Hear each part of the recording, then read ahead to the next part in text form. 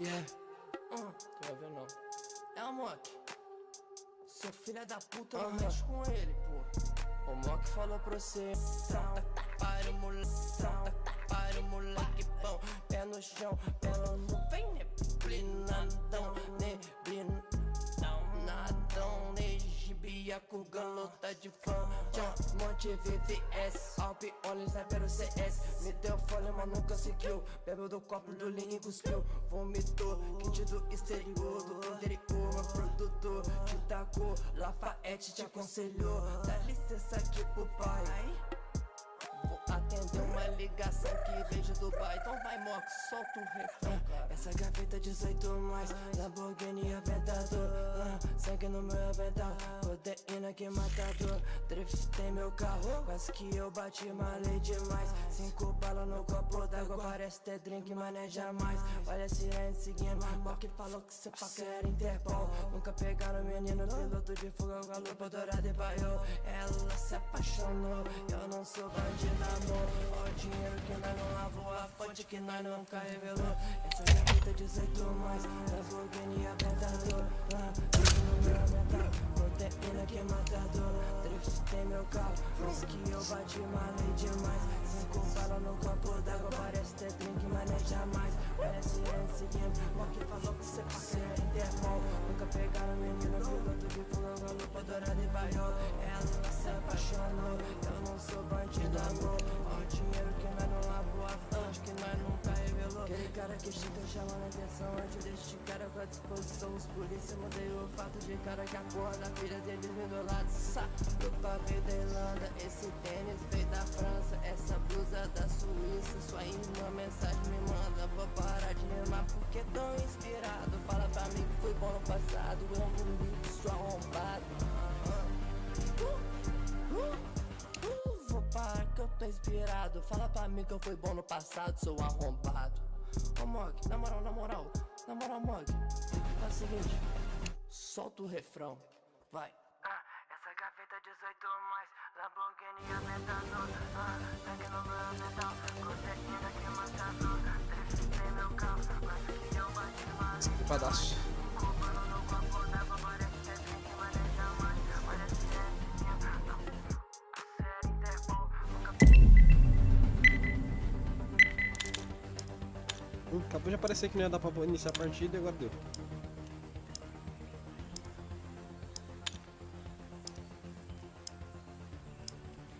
Vou ligar o webcam, mas não vou não, tô muito zoado. Tô muito doente, vou ligar o webcam. O tempo inteiro aí limpando cores.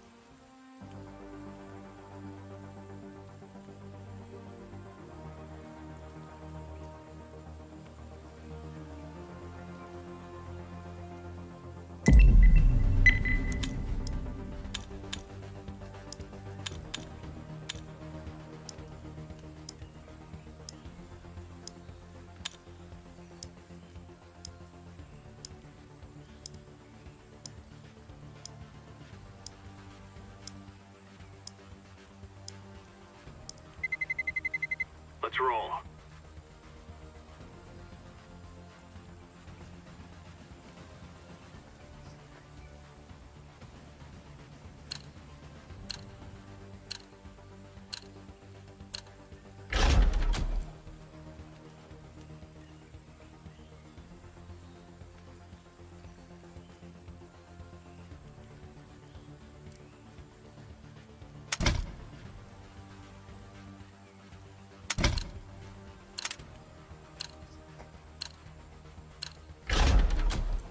Três mapinha nada a ver pro banir.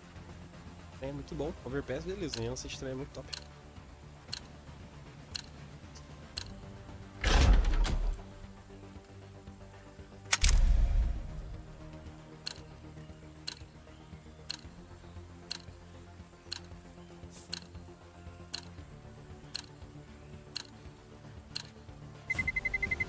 Let's roll.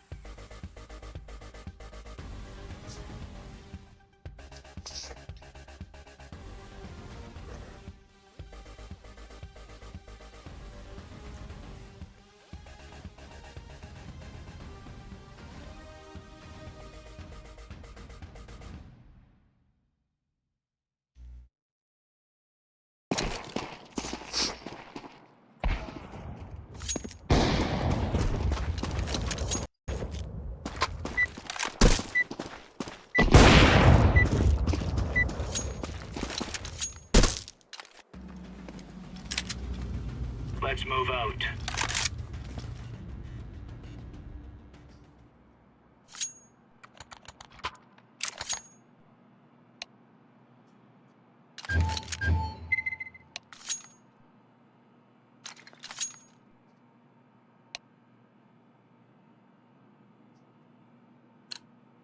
Roger that. Go, go, go.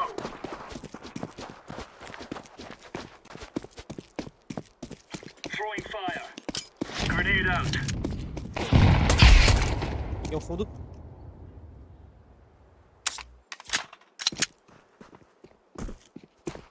Varanda. Fundo, velho. Fundo.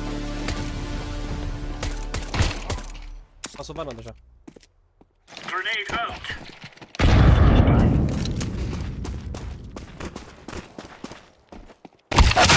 Mais um varanda. Pode voltar B, tá? Meio.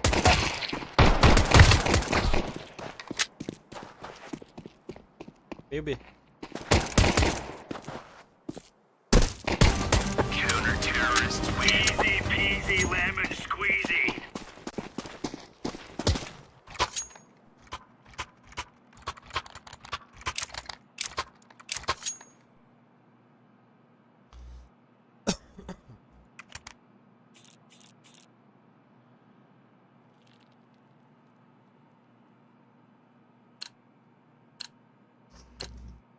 Let's have it, lads.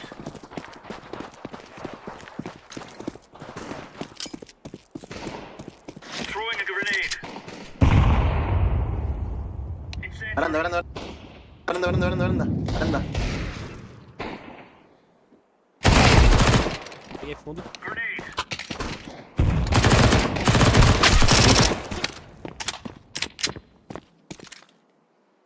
Deploying flashbang.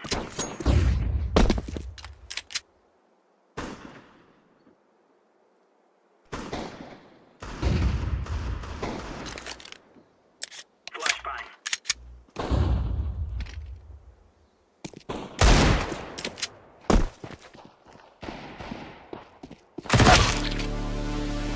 Fundo. Eu não fundo esse cara. Empatar os dois pro fundo, velho. Não, tem um no escuro. Tem um no escuro e outro no fundo. Laying down smoke. Flashbang.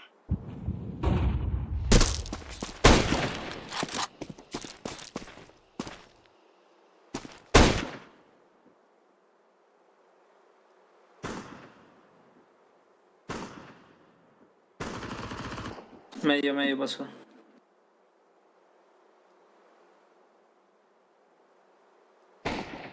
Ah, olha isso, cara. Tá de brincadeira. Es A. M4 tiene. Side.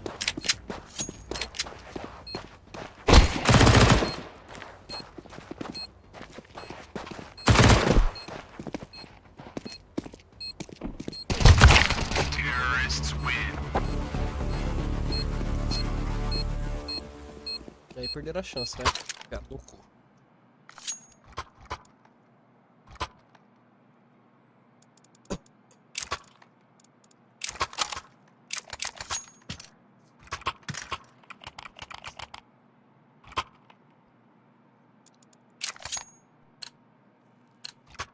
Remove any doubts in your head.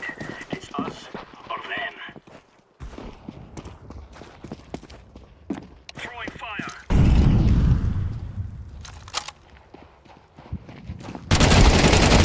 Varanda, velho, varanda.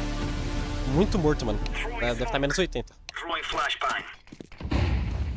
Esse pá vai ser fundo varanda, tá? Caralho, mano. O cara tá aqui na B.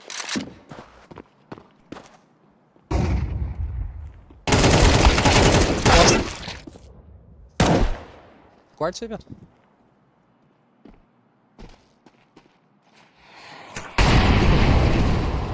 Beleza. Sabe de nada. Esse Jake sabe muito.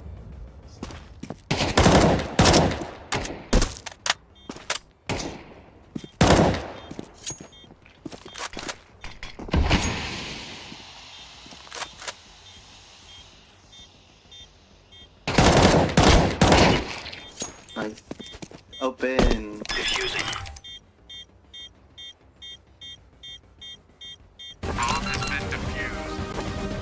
Counter-terrorists win. Good stuff. No sé.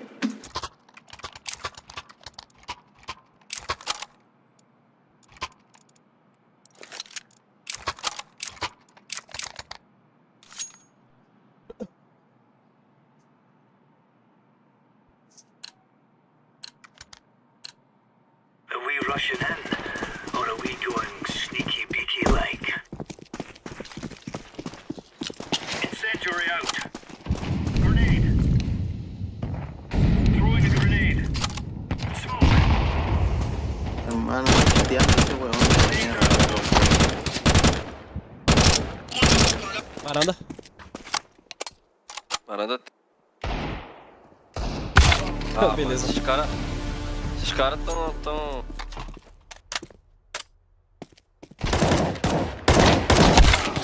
Fondo, pero ¿cómo les pasan todo el tiempo baranda más?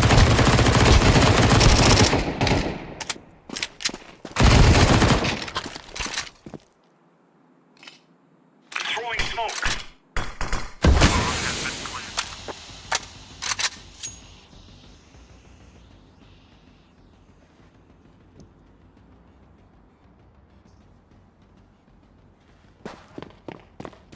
¿A qué le dicen de ellos?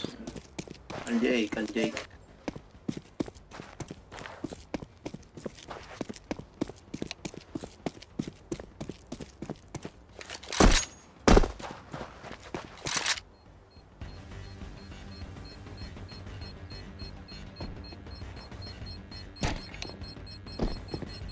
Te vio entrar.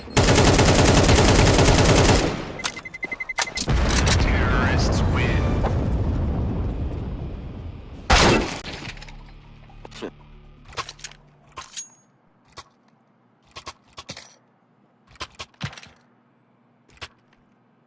Vai ser segurar e só jogar no TR só, velho.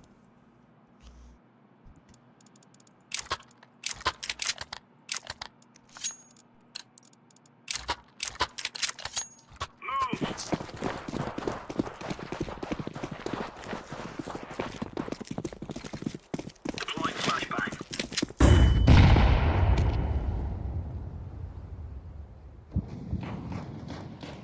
¿Quién está ficando medio? Smoke.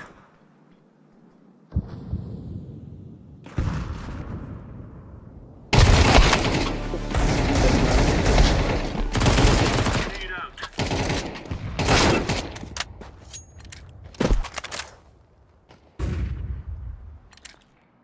Deploying flashbang.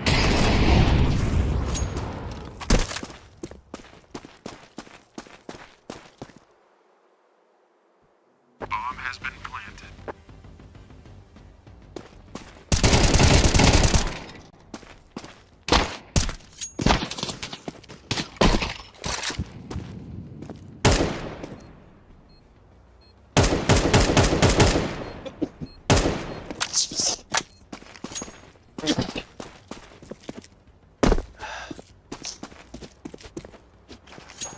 Sí, me tiró por el fondo.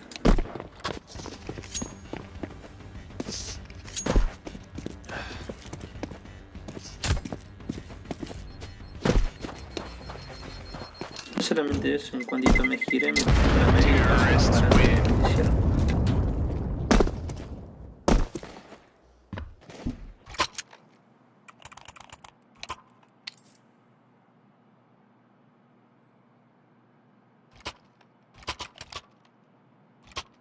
Si hacen doble clic en el botón de report, sale dos veces el cartelito. Vai tomar não, velho. Todos. Vai tomar não, vai tomar não. Remember, this isn't a killer house anymore. Sí, This is real life. Flashbang.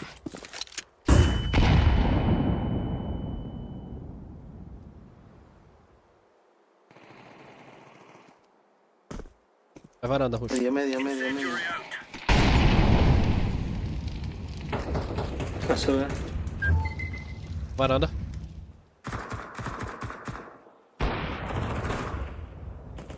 Throwing flashbang.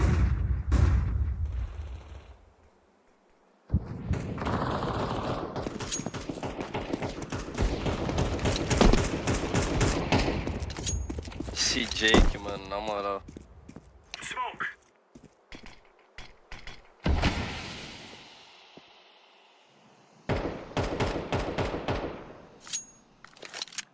Grenade out.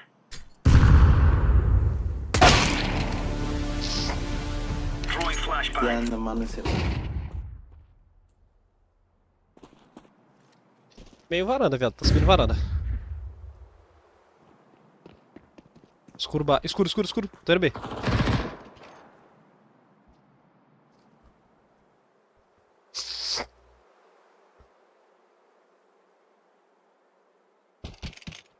Na porta da B já. No, está entrando acá. Veo varanda. El chabón. Vamos B. No hice nada de ruido, el chabón me está esperando. Terrorists win. Bomb has been planted. Jake tá muito excitado, mano. Y Tomasín también.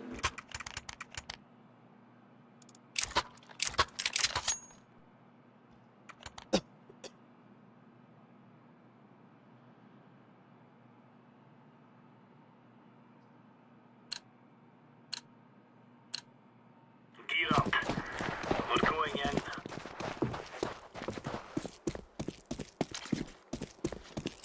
Grenade. Fundo. Um ou dois. Flashbang.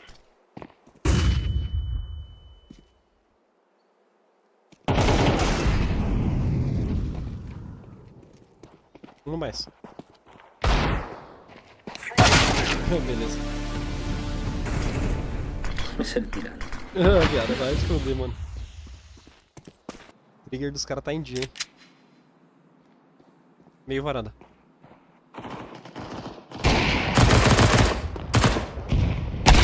Você viu o prefire desse cara, mano? Sí, eu fiquei isso aí, mano. Cabuchi sai que ele era isso. Cabuchi sai que ele era, né, por fire.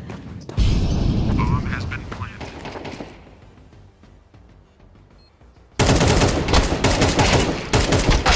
Terrorists win. Pô, tem que tentar render, mano. Não dá pra render, né?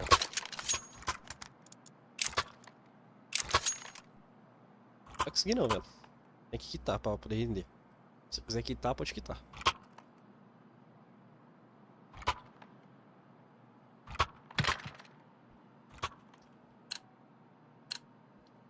Duríssimo. Move it, son.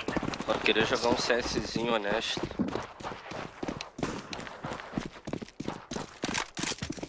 É, os caras se fazendo de que não sabe quem tá com cheater.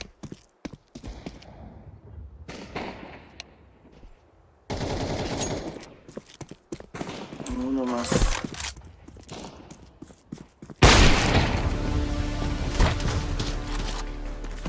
Se abre, hijo de la puta madre.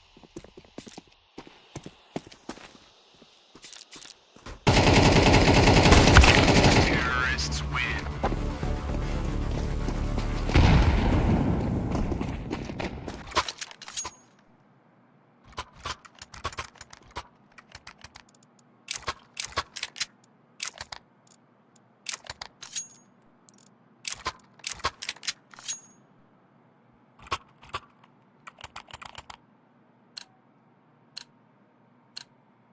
Let's go.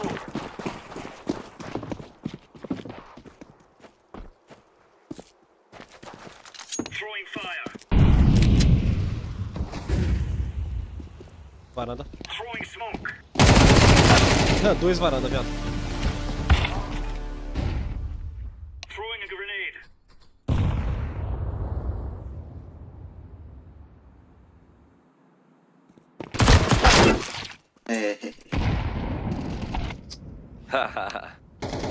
Esses caras jogando, mano.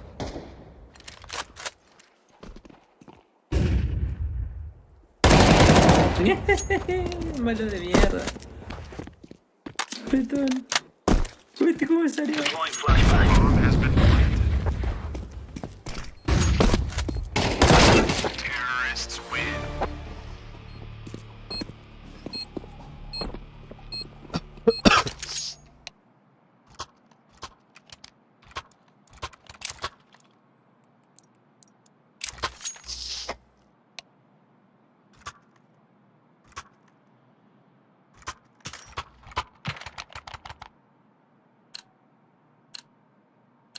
Matar o rei da noite e esse Jake aí, velho. Tudo junto.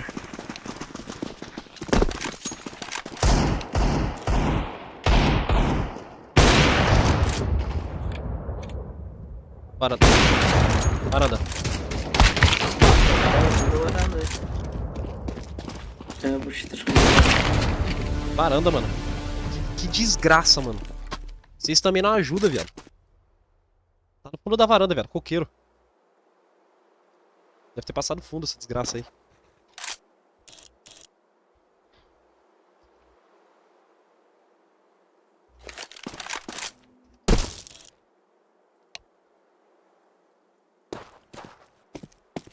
Não, olha aqui, ó. Ele foi quicado por ela. Não, não. Ele saiu, mano. Expulsou o da sala, velho. Peraí, vamos entrar junto.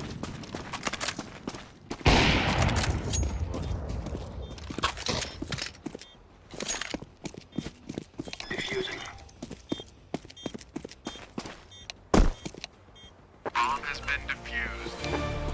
Counter-terrorists win. We're in the clear, lads.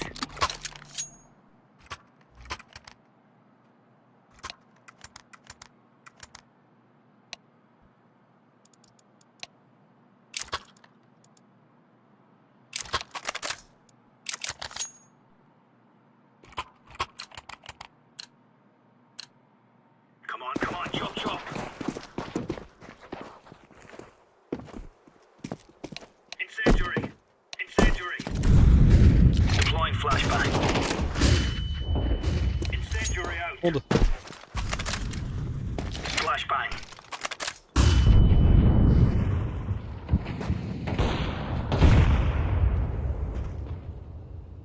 Meio. E meio. Rampa.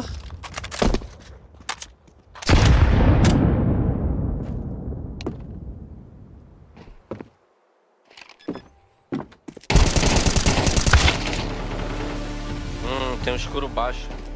Bombe, viado, miado. Bomb has been planted.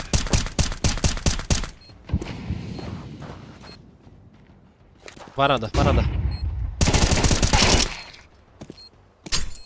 Varanda avançado já.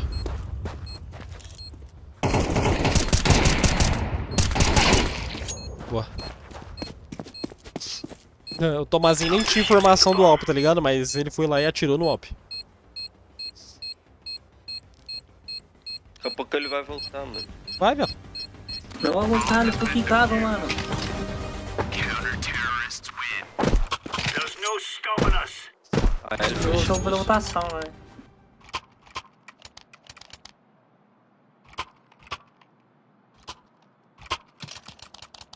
Mas mesmo assim ele vai ganhar aquele rei da noite. O rei da noite tá também excitado. tá, velho. Daqui a pouco ele vai matar todo mundo, tu vai ver. Let's go. Tá só fazendo hora.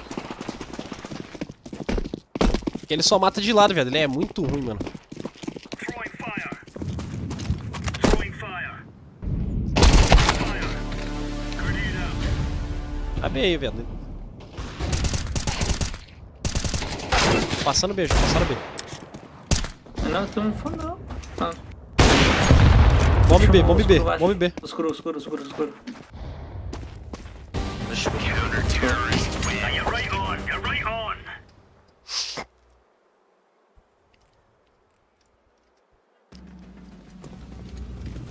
No more talking. Now we fight.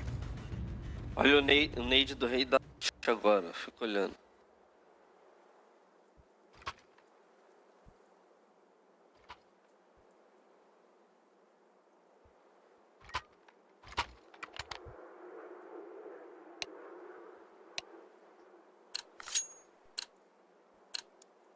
We must win.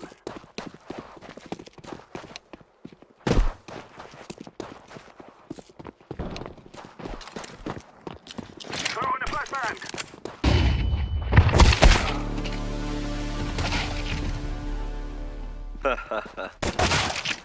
Olha.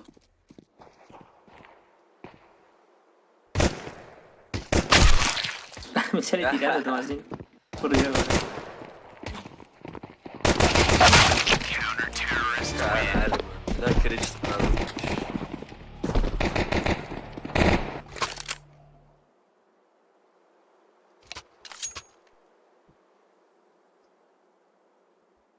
Caralho, mano. Bangado, viado. Um cara me matou bangado, viado. É porque, tipo assim, Puxa essa sorte, né? aquela bang que eu fiz ali, tá ligado? Ela estoura na frente da caixa, viado. Que é onde ele tava, tá ligado? Estourou na cara dele. Ah, puxa essa sorte, isso.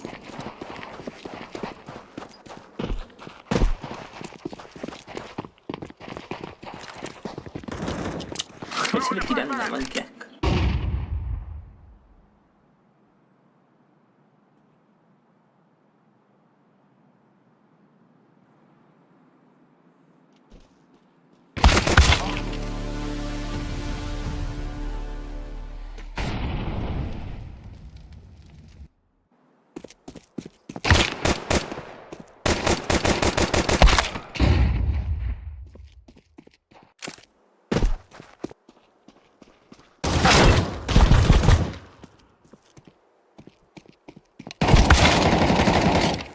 Chega de CS. Porra.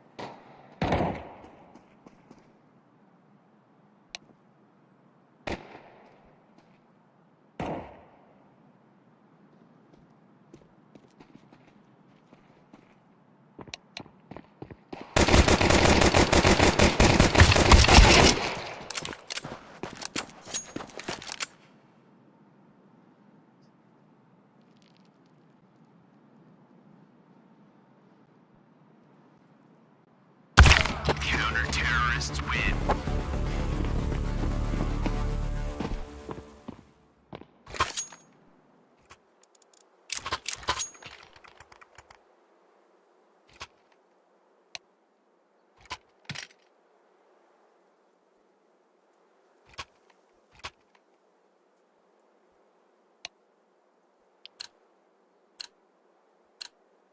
Let's go.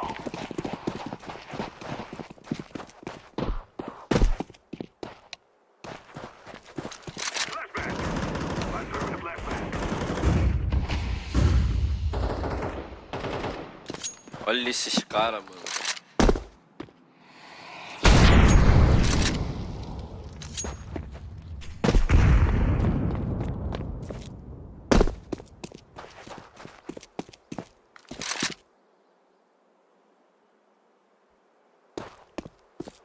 Não adianta, né, velho?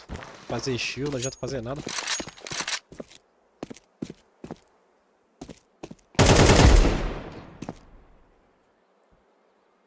Joga comigo, laranja.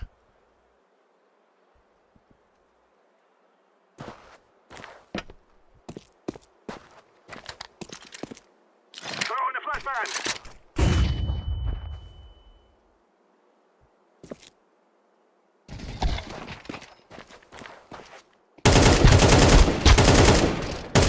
Counter-terrorists win.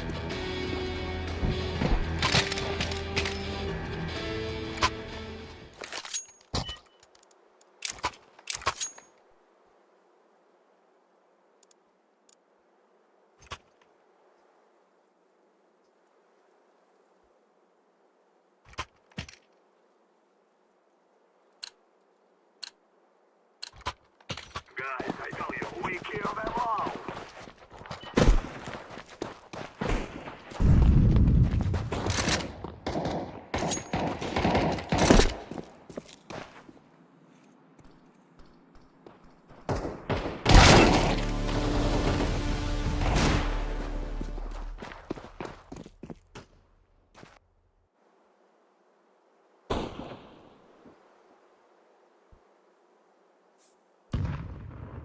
I'm throwing a flashbang. Flashbang. I'm throwing a flashbang.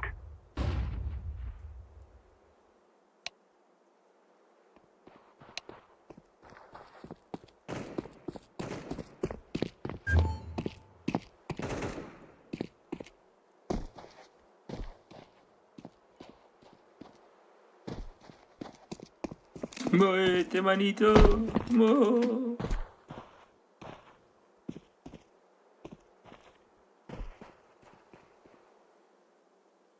Quem é o manito? Tu é muito vergonha é- lagado, caralho. É, bagulho é jogar GC, tá ligado? Essas coisas, mano, que não tem cheatado assim tanto. Tem, mas. Se abre justo. Buenísimo. O número de cheatados é menor.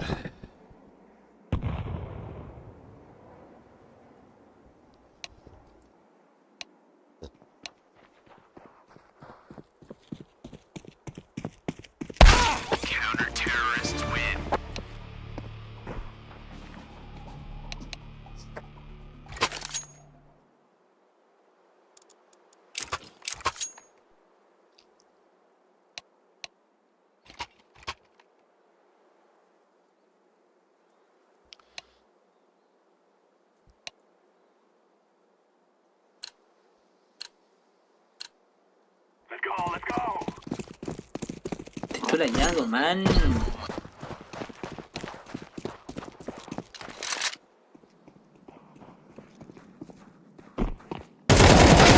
Me bajó a 60 FPS. ¡Oh! Me sale bien.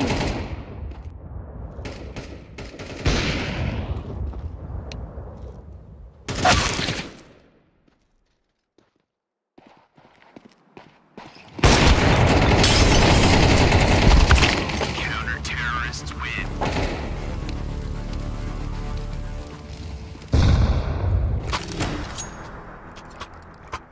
O cara tomando molotov, correndo de lado, não parte precisão, né, velho? Puta que pariu, mano.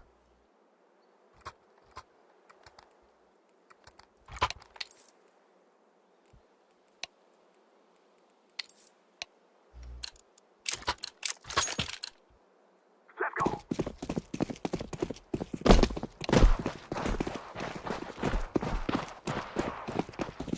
Flashbang.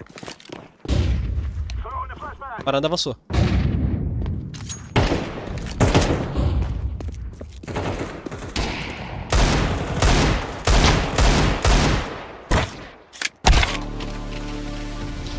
I'm throwing the flashbang.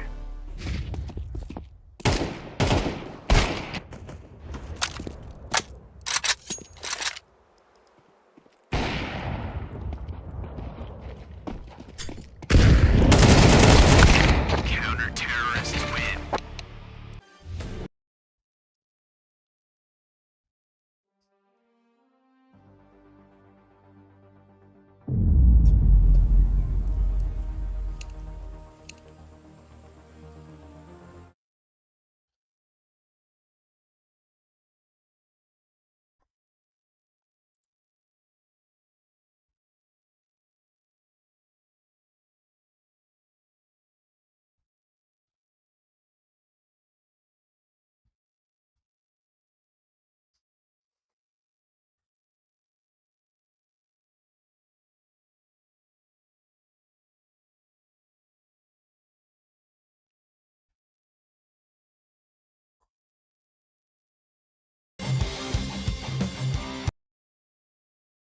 It's the snappy strat.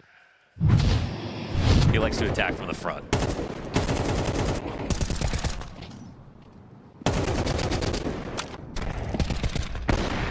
They played a dangerous game trying to send Shush towards the dice box, though, with that op on the hunt. Yeah, there was definitely ways to lose that Oh, yeah. round. But they get through it, and I think, you know, when FaZe have those kinds of opportunities and you evade the upset, then IP is just going to laugh that one off and try to get back to what's been working. We'll see if they do continue to head towards B. We'll see what kind of difference FaZe can offer up. Some pressure here, I think a welcome sight. You were talking about how NIP were able to just get so close for so free. No, they need to get chip damage here, they need to get spam damage, they need to control combat, not just necessarily by pushing into it. You can try Lurk spamming smoke it. is out. They don't find any damage towards Khan, They're and not respecting this lurk smoke. Kaspersky walks right into the bomb site. Isn't able to control it for the headshot onto Twists, but that's Brokey down, so op removed. Changes hands to Twists instead. All while Kerrigan looks to get frisky on long. Esse avancinho fundo é muito roubado. But they're considering this threat already. But Wrinkle looking to it's walk the up bomb, and join. so he'll eventually have to get off this angle. It does come down to timing. Kerrigan's waiting for that like 50-second mark to go. Frozen spot, gets found out, traded out effectively. And they're actually making this over towards B. Kerrigan, they're going to make him a non-factor. Oh, no, they're flashing up A. Twists eating those flashes in the process. Commitment comes through. They're going to try to charge it in. Snappy.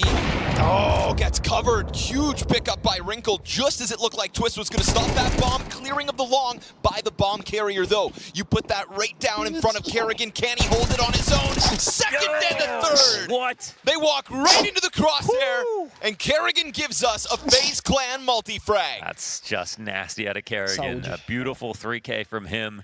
Could have easily been traded right there, but definitely stood his ground. That was awesome to watch. They were going to be so unhappy about that. That could have been a bomb plant, a round win. All with one kill. That was an insane shot from Wrinkle. Only a hand was sticking out, and it wasn't even a wall bang.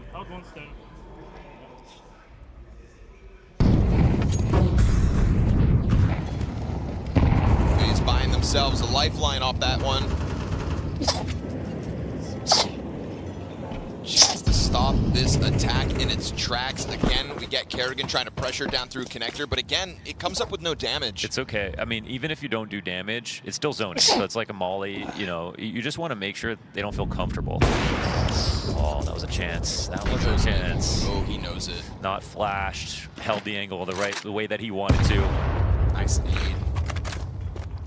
It's going to give Twist something to think about. I mean, with Wrinkle's punish game right now, you got to match him. Talk about zoning.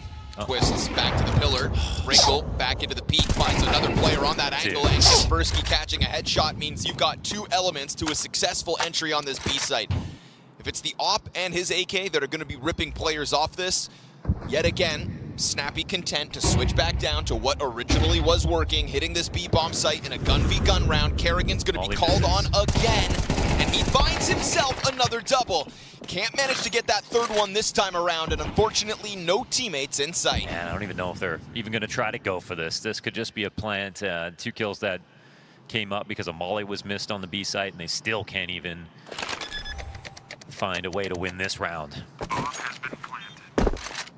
Yeah, I mean, I don't want to mince my words here. This looks awful from FaZe. The way that they're falling apart on the B site, you're not going to see tier 1 teams do that right now. The chemistry's way off. It's just way too easy. And I want to give Wrinkle as much credit as possible because he's finding these chances. He's putting himself in, I want to say, obvious spots on obvious timings. And I think he's probably even surprised at how easy it is, because he'd probably sit there and wait 40 seconds and try to work a pick, or they triple nade the wood wall and then wait for someone to peek and he'd get a wall bang or something like that. And he's playing well enough right now, he'd probably hit those shots too. But he doesn't even have to do that, and that's the worrying sign. Now, the fact that there's no nade punishes on those short timings, there's no molly punishes, there's no boost ups to catch them walking onto short. There's many, many openings here to kill people who are playing in short. FaZe are not capitalizing on any of them. This should not happen. Right. Like, it happens once a half, maybe. Yep, sure. Whether it's that half wall or just playing behind this pillar. Because you're a rifle, you know an op is there. It's the 5th time that he's been there. So it's fool me once in this spot. I mean, fool me 6 times. Fool me 6 Call times. it a Maybe wrap. it's back on you, I don't know.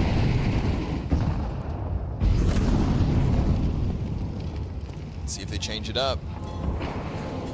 At the moment, it's not that looming threat of Wrinkle. They throw it back on Kaspersky, and he's going to have 2 players pushing into him. There we go, getting off of the bomb site. FaZe Clan getting active and find a man advantage for their efforts. Well, let's see if they flash. But it doesn't mean they're going to get away with it. Snappy crawling forward, gets the return frag, and now that op is covering it. So if the second CT peeks in, it could have been a kill, but nobody actually comes at it, and Wrinkle's still waiting for another target. Switches out the guns as smokes come flying down, and that's going to be an invitation. But is it such an egregious miss because it's to set up Kerrigan? You know, it's at least along that wall. Makes the most of an awkward situation. Oh, dangerous game, bro. You're just going to go jumping back? I'm sure they knew that. Op traded hands. 100%. So playing a game of chicken and trying to go into short again, but no kill back for this push either. Oh, lucky that Shush wasn't ready for that one. Had a Molotov in his hand momentarily. Oh my God. It's a quick chance run back from Kerrigan again. 2 times now, he has just run away desperately, jumping away from these duels, these chances for NIP to come back into this B site again, rip-roaring their way through the setups. Kerrigan just trying to run for the hills, but NIP will not let him escape that long. This is beyond painful to watch. I won't lie. I mean, it's, again, nip, keep going. But, wow. The second push off a short, another kill back, no trade instantly. Snappy's getting a multi with the op after it trades hands.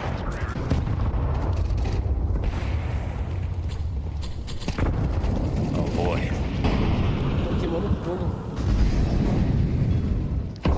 They don't even have to hit all their grenades right now.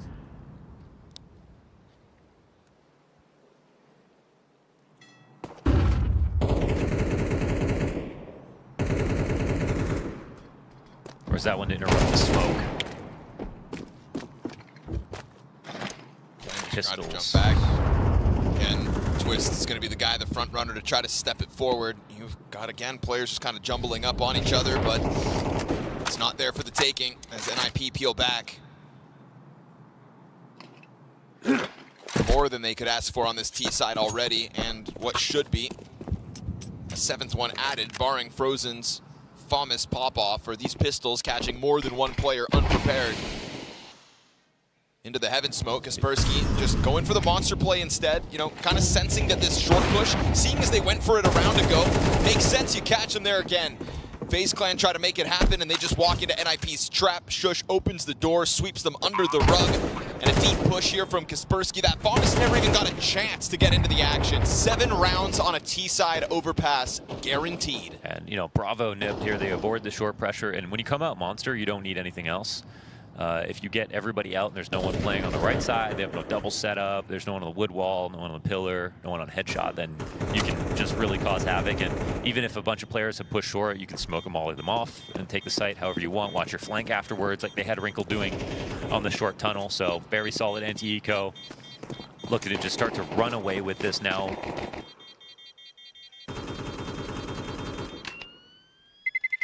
Terrorists win. É isso. Eu acho que a NiP ganha, eu apostei na NiP. This is a pistol and a 3-0 start for FaZe Clan that has now gone down to a 4-7 NIP advantage. Yeah, and there's no luck involved, man. It's a lot of unforced errors. It's kind of a lack of everything. I can't lie. I did not expect. I thought that FaZe would win this game. I thought that they would. You know, it was Nip's form that would look a little bit off. It's definitely the opposite right now.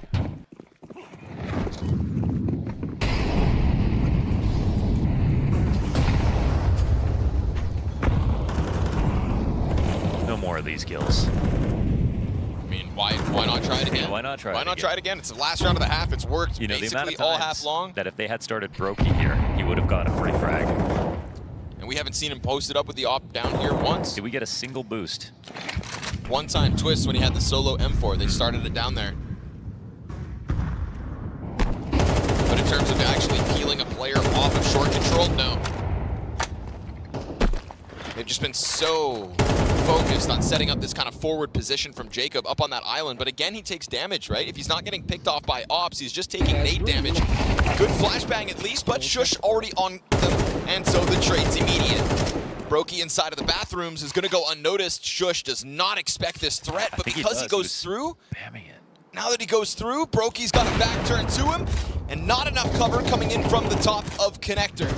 Brokey is locked in with this threat right now, so he's going to have to fight for his life in a second. Yeah, he's ready to make a play. He goes for the scope. Snappy doubles back, takes a shot to the legs, lucky to be alive, second one's to the head. And then all the while, long pressure onto Twists, locked into a 1 versus 1, tries to get off of the bomb site, Ujert gets him into Connector, that'll confirm it, Kaspersky's got both, and NIP can seemingly do no wrong. Tell me which of these teams is built on X Factor, because right now, it's Ninjas in Pajamas comfortably up 8-4.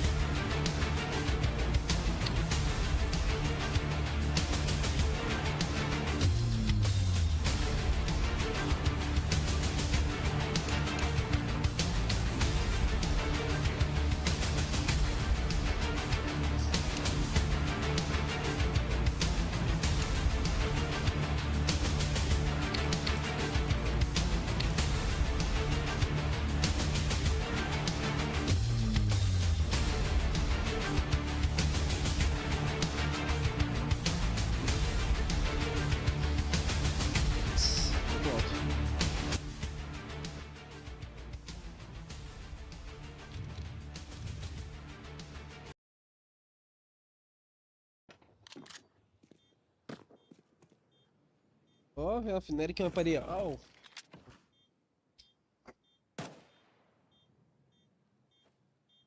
Nossa, Imperial tomando um pau.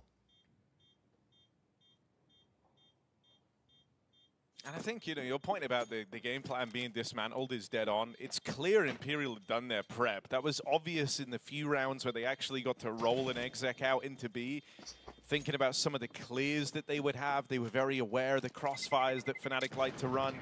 But all of that preparation hinged on being able to get the control over towards that B site, to actually throw in your execs, to actually play your rounds. And that was the crux of the issue in this game. They never had that control. And whenever they did, it always came at such a huge cost. It was such a Pyrrhic victory. By the time you're set up to actually mount a B offensive, you're already in like a 3v4 or a 3-on-5 in some horrible, wounded way. So the prep was clearly there, but you never got to really enact on it. Keep up the pace, Fnatic. Eu confio na... Fearless, but blind. Fear will be found in the yard, and the rest of Fnatic wait behind the smokes. Casper in CT, Pop pô. Dog, ready Confio to na virada. pounce. If that volley was a bit deeper, it could be a big problem, but they find salvation. Smoke comes down. Imperial are very close here. Good chance of actually stopping this hit from Fnatic. 4 players in the yard right now. Fnatic stubborn. Ai, que frio.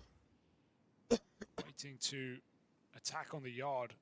They have no more flashes though. Bomb gonna go B. Yeah, I mean, that's the option that Jacasmo left open all round long by going and taking this pop control. Now, Imperial at least have the read on this, seemingly. They've rotated 3 players over towards the B side of the map in this 3 na lull of B, the os caras tá action. jurando que vai ser pra B, né? Still end A. Based on Crimson Blame, you can't have 2 Vai players fazer here tudo B unless pra you're voltar pra... doing Quer a ver? yard hit. Jambo trying to fake something out on the ramp. Jacasmo already with deep pop, and A players, uncertainty. There's 25 on the clock. Fnatic will go for this A split and try and win from a man down. There's the catch from Try to open things up. That bomb down now. Planting will be very, very tricky. You don't even have control over the site. And they're backing up to save. Fair enough. The hands feel tied on this one. BlameF runs the risk of going down after time. So crawling out in the open there and just getting himself killed, actually probably the best move available to him. True.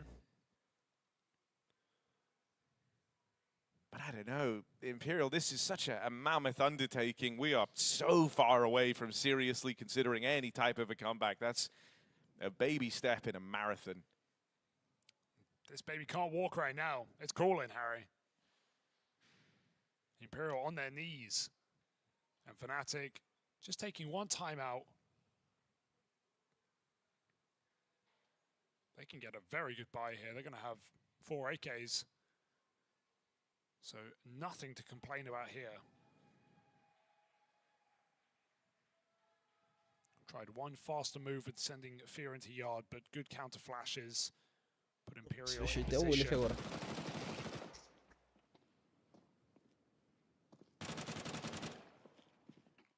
And I'm with you. I'm not considering anything right now for Imperial. Until they show they can do it.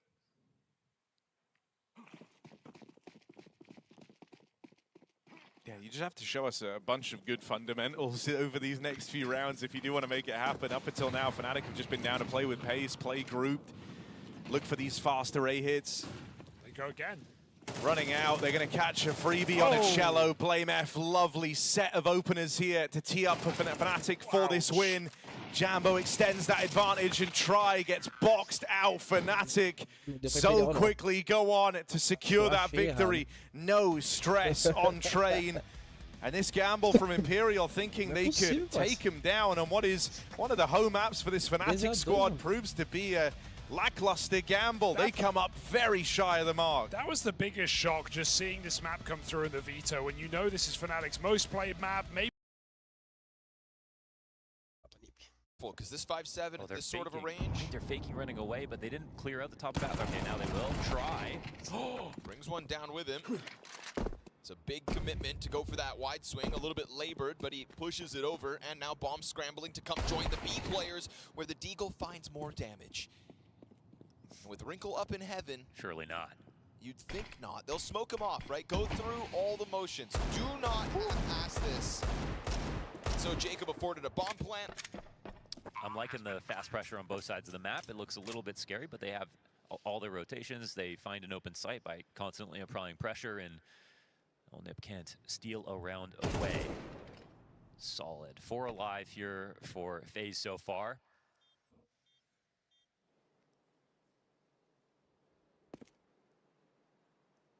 And again, a chance to tie this game up. But being tied on overpass means the CTs are winning. So it's not like the job is finished just yet.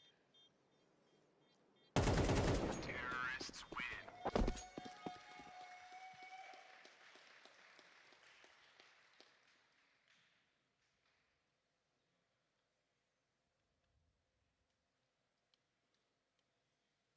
It's one thing to go 1-1, you know, after the first day. That can be enough.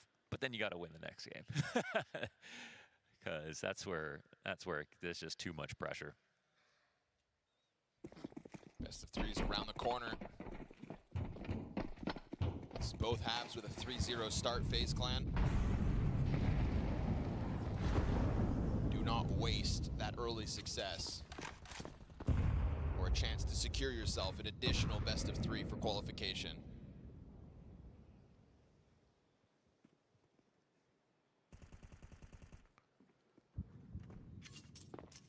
Olha, mano. Ele fica mais um segundinho olhando ali, ele matava, hein? No challenge offered by NIP, but that doesn't mean they're not too far away. Wrinkle, passive on the angle, eats a flashbang, has to let them cross over towards connector. Yeah, but this is being listened to the whole time. Yes, sir. Front bathroom presence. And then they're grouping pretty quick here. Snappy feels the He's ability the boost, man, that the they boost. didn't pull off. Brokey there to at least get the kill back. Yeah, but they see 3. yes, sir. Confirms it at a minute. We'll see what comes scrambling down. So far, no real movement out of NIP's defense. Still trying to play both options and uncertain as to where FaZe really want to go. Whoa, hits him, but doesn't kill him. Kerrigan on 14. He's trying to throw a fake then go back to B. This looks so obvious, I think. You see the rotation already. Confident that they're going to be moving downwards, and that is the case. It's going to be Twist on the short entry. Frozen sitting back on Monster, working just with a MAC-10 of all things. Flash finds Shush. SMG's going to go down with no kill. Ujer still holding on the close wall, and it's Wrinkle on the scene, missing a chance at a second as we do get FaZe to break down into the bomb site. They come out on top of that trade train. Kaspersky, he's got a low health Kerrigan behind that pillar, and he's gone unnoticed, getting closer to this site. Catches Kerrigan, that's the easy one, and he's locked in now versus Brokey. Brokey down 1v2, Kaspersky posts it and grows that lead. 3-0 the start for FaZe, but NIP don't waste their time before answering. That was such a big find to pull off that 1v2, but you have Brokey, who no one's watching the walk-up, which is the most natural place to go. If someone's there in CT, Kerrigan ran to that spot, which is a standard post-plant position to be in, but he obviously heard him right away.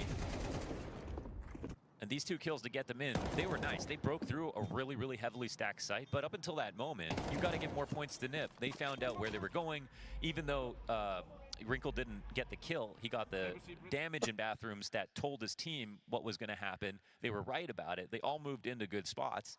And then narrowly, FaZe got that bomb down. But they should have also just won the round, and they didn't put themselves in a position to trade out. Luckily, clean anti goes for FaZe, and they'll have enough money to buy again. Uh-oh.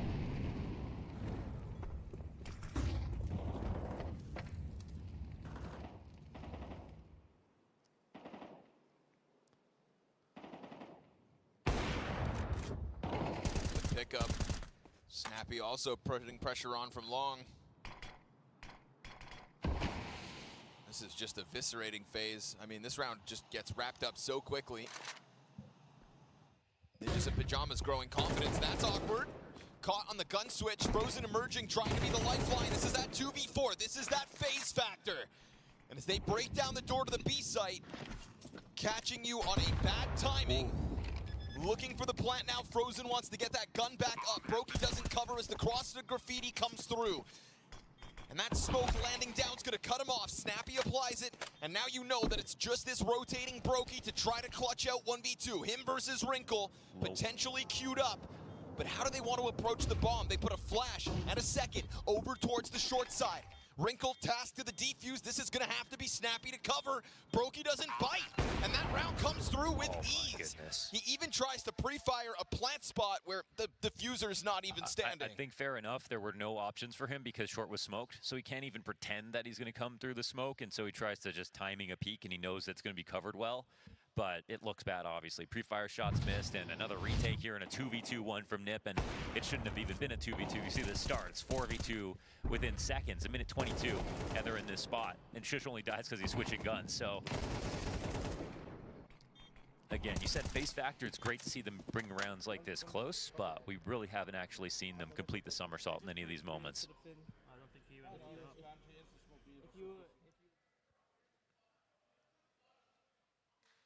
There just seems to be a lot of confusion. I mean, the basic chemistry of this team doesn't seem to be there at all.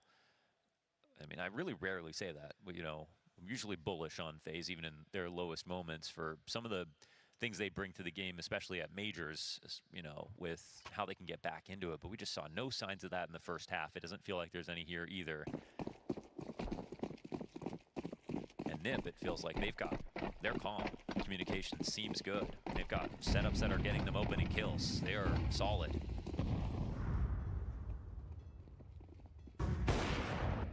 Shot lands. M4 for the top of Khan. Beautiful shooting for Kaspersky's second. It's one thing to finish off what Wrinkle started, but those headshots... Yeah, just a rush, eh? All you could have asked for. Try to charge it down. They try to frazzle Nip with some early pressure, but they end up sitting man disadvantage here on this one.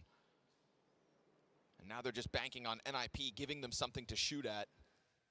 But locked into their positions right now. I think you kind of let the dust settle after such an aggressive start. Yeah, they're good spot. I mean, they have with someone in con, they have Monster blocked off for the long timing. They'll have to come down to Wrinkle. If they take too long to do this, then it's going to be an easy decision for two players to stay on A.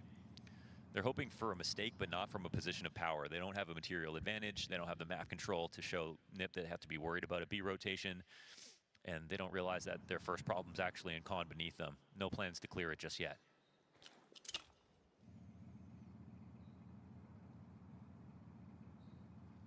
Just enough utility to try to take this bomb site. Trickles down on top of them. It's going to be Wrinkle in a powerful spot. Has already hit a shot. That leg damage early was good. Now waiting for the approach on long, and he won't miss that chance to sweep Kerrigan away. Already Ujurks from Connector gets in behind what's left of FaZe. This 2v4 is desperate, and they're just going to walk into their deaths. One Brokey kill back, and that's all. This is not enough, and so NIP will continue to tiptoe their way closer to the finish line. A CT side that had to wait to get going because, again, the pistol gets picked up by FaZe. Yeah, this is not FaZe. This is 2 3-0 starts in each half, and only one other round to the board thanks to a Kerrigan 3K. That is all FaZe Clan have to talk about successfully so far on this map. And Wrinkle's on the CT side, he's missing a couple opportunities and then still getting 2 kills. He could be getting a 4K almost every round with how many open shots that he's been given. So that group up play does not work.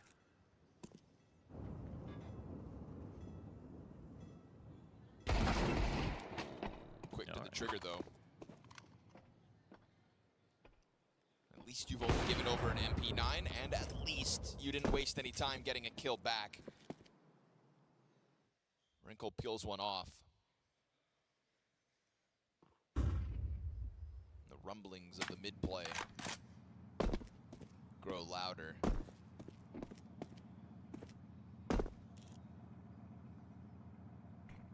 They pull back that long commitment. Kaspersky somewhat closer. Oh, Nate's huge, and he just sends a shot through with it. Why not take that chance if you're on the fallback regardless? Long player getting closer. They feel so squeezed. These players all so low. And Kaspersky just keeps railing them with the headshots. Oh, Snappy's hyped. It's a laser beam of a hold, as he did from top connector the one round prior. pushes over those easy frags and will secure 5 map and match points here for the Ninjas in Pajamas. Can we reiterate like what kind of map this would be? Phase 1, both pistols and all conversions. 2 3-0 starts in this game, and they're getting completely stomped. This is not phase. At least not the one we've come to know and love. Ninjas in Pajamas looking to recover from the NRG loss on this very same map. A map where their T-side betrayed them, but not today. And now Wrinkle into the boost. Again, the sorts of boost that Brokey could have gone for at any round in that first half. They're not splitting atoms coming up with those boosts. They're just making Os caras phase vão ter look back like agora, they tá need ligado? to. Take, mas acho difícil. But these are obvious overpass moves. We didn't get any innovation in that first half. And now they're paying for it. Down to the 4v5, facing the 1-2 pool.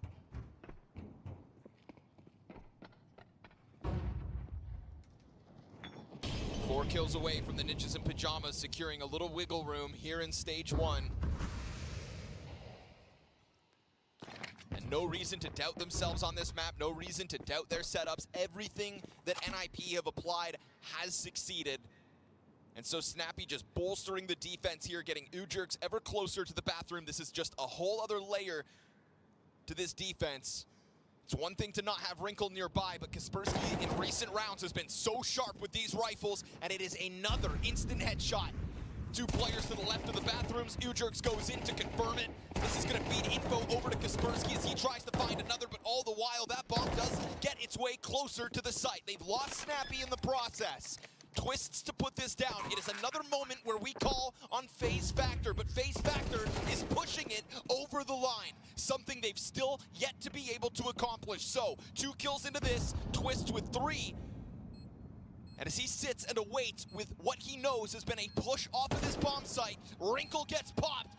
And if it's an ace for Twist, then finally something to believe in. Kaspersky is going to walk away and let them find this. Only the second round for FaZe Clan outside of the first 3 in each half. Yeah, that was a lot of work for Twist to do. 4 kills right there. Who's the shining player on Overpass last time. It looks like he'll be that guy once again. Up to 20 kills off this round. This one keeps FaZe alive.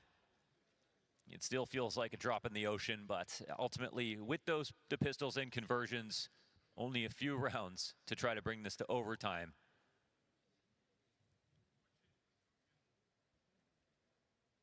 It is always better late than never. Yeah. And it is certainly late. We're not seeing the calls. We're not seeing the defaults, we're not seeing the awareness, we're not seeing the chemistry, we're not seeing the tricky fakes, the slights. Every single time they try something, Nip are right there to punish them. And again, they're not splitting atoms. It's not hard for them to try to figure this out. Looks like Wrinkle's been given a little more leash. Goes for the peek, and now Brokey's gonna catch them back. There we go. You can catch Nip with the same things that they caught you with, then we'll criticize them all the same. Yes, now let's just see how many times. That's fair. You said maybe once and a half. Well, Shush falls to it for the first time. Very fair. Same boost from Snappy. This is FaZe clearly anticipating some kind of a move from Nip. And this is FaZe who are clearly going to go B. And there's 3 players here waiting.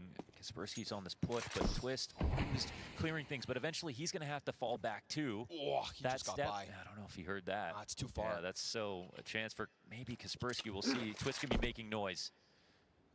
And this is a got fake, away with but that. this just means confirms to them it's going to be A. And he's not going to waste any time. He's going to shoot Twist in the back And the now moment that he just has to turns. cover Con. And the player that just gave you a 4K, the player that just extended play for FaZe, will have to watch from the sidelines as his struggling teammates attempt to take over a bomb site that NIP know is under pressure. This commitment is seen. Snappy clears his as Ujurks checks out his shoes, back turned over. FaZe Clan fully predicted to try to follow through into this bomb site. Jacobs down for the count, and the Ninjas in Pajamas strike while FaZe can't manage any kind of a comeback. 3-0 start both halves, and only 2 other rounds sprinkled in. Seize the day, NIP. seize your chances, securing 2 best-of-3s at worst to try to progress to stage 2, while everyone in Budapest is left asking, where is FaZe?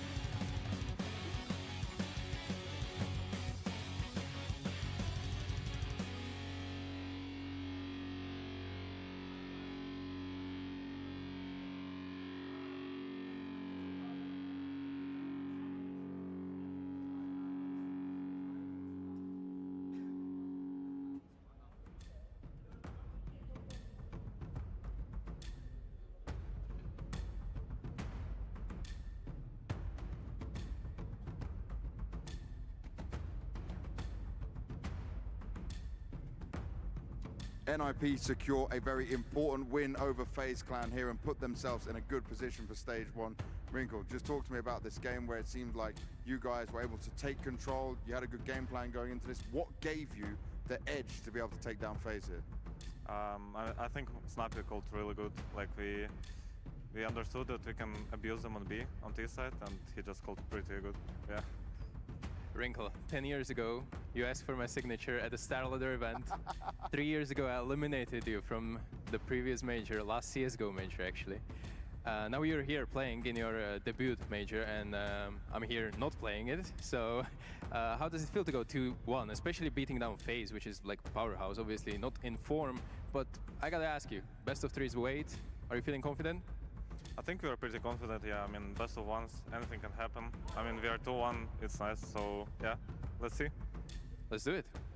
I also want to talk about your form a little bit, because in recent times, since the changes have come into NIP, we have not seen the same dominant Wrinkle. But now, at least it's a small sample size, just a few maps here, you look to be playing the same way with that same level of confidence. What happened at this point where you dropped down, and how have you picked yourself back up? I mean, just hard times, you know, you need to get through it. It's not the end of the world that you have a bad form or something. Yeah, just keep believing myself, and yeah, it's working. Keep believing yourself is very important in everything you do. And do you feel like now you guys have found some comfort with the players you have, the way you're playing, the changes, you know, between having aggressive players or not, and the way you want to get into this? Yeah, I think we are fine to our style. At first we couldn't, but now it seems pretty good, I would say. All right, man. Well, congratulations on the win. Thank you very much.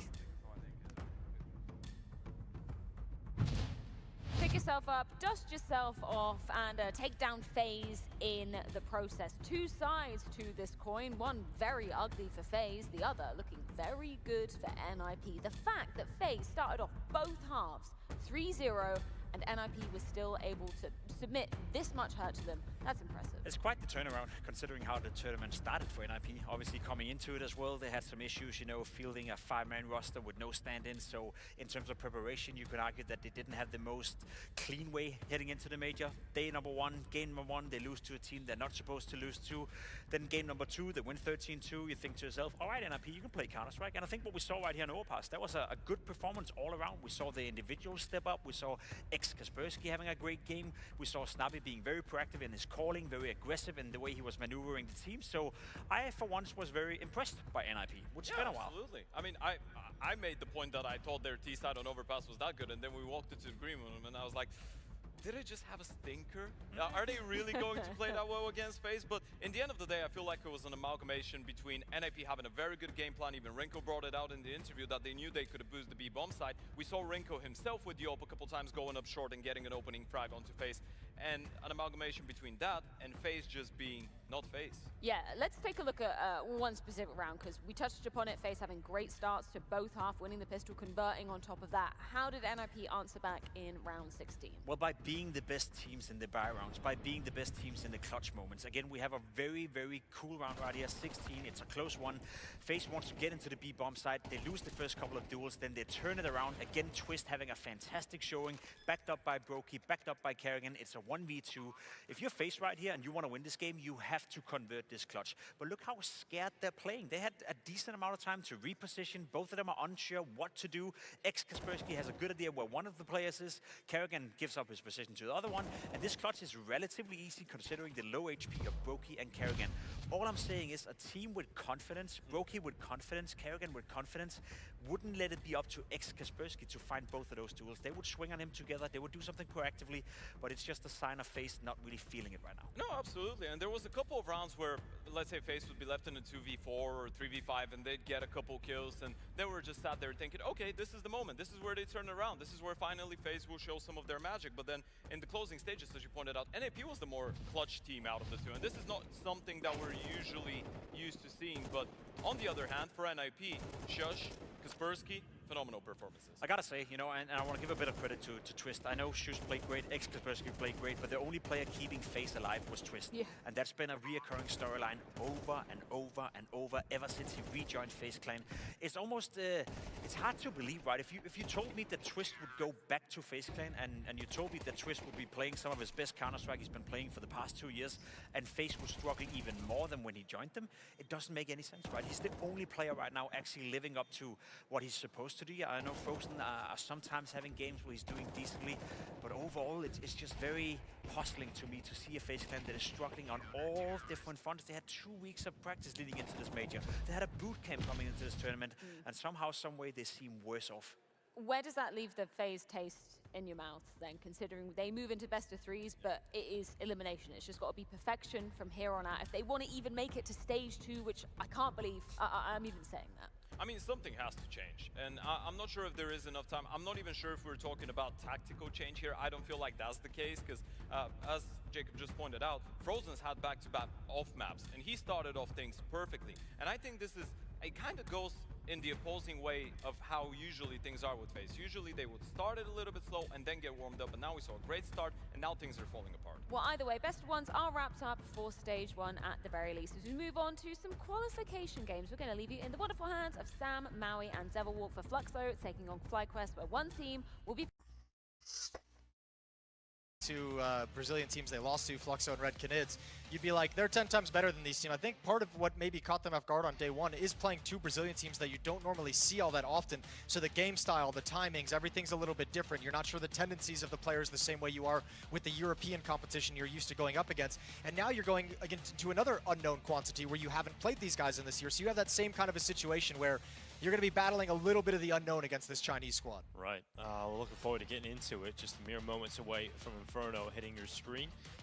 0-2 game here at stage 1 of the major here in Budapest. We've got Rare Adam on the, well, it's on the scoreboard at the top. Says they're on the T side, but it will be a Gaming Legion start on that T side. We have got Rez getting out the P250. Let's see what he can do with that. He's got the first spawn here.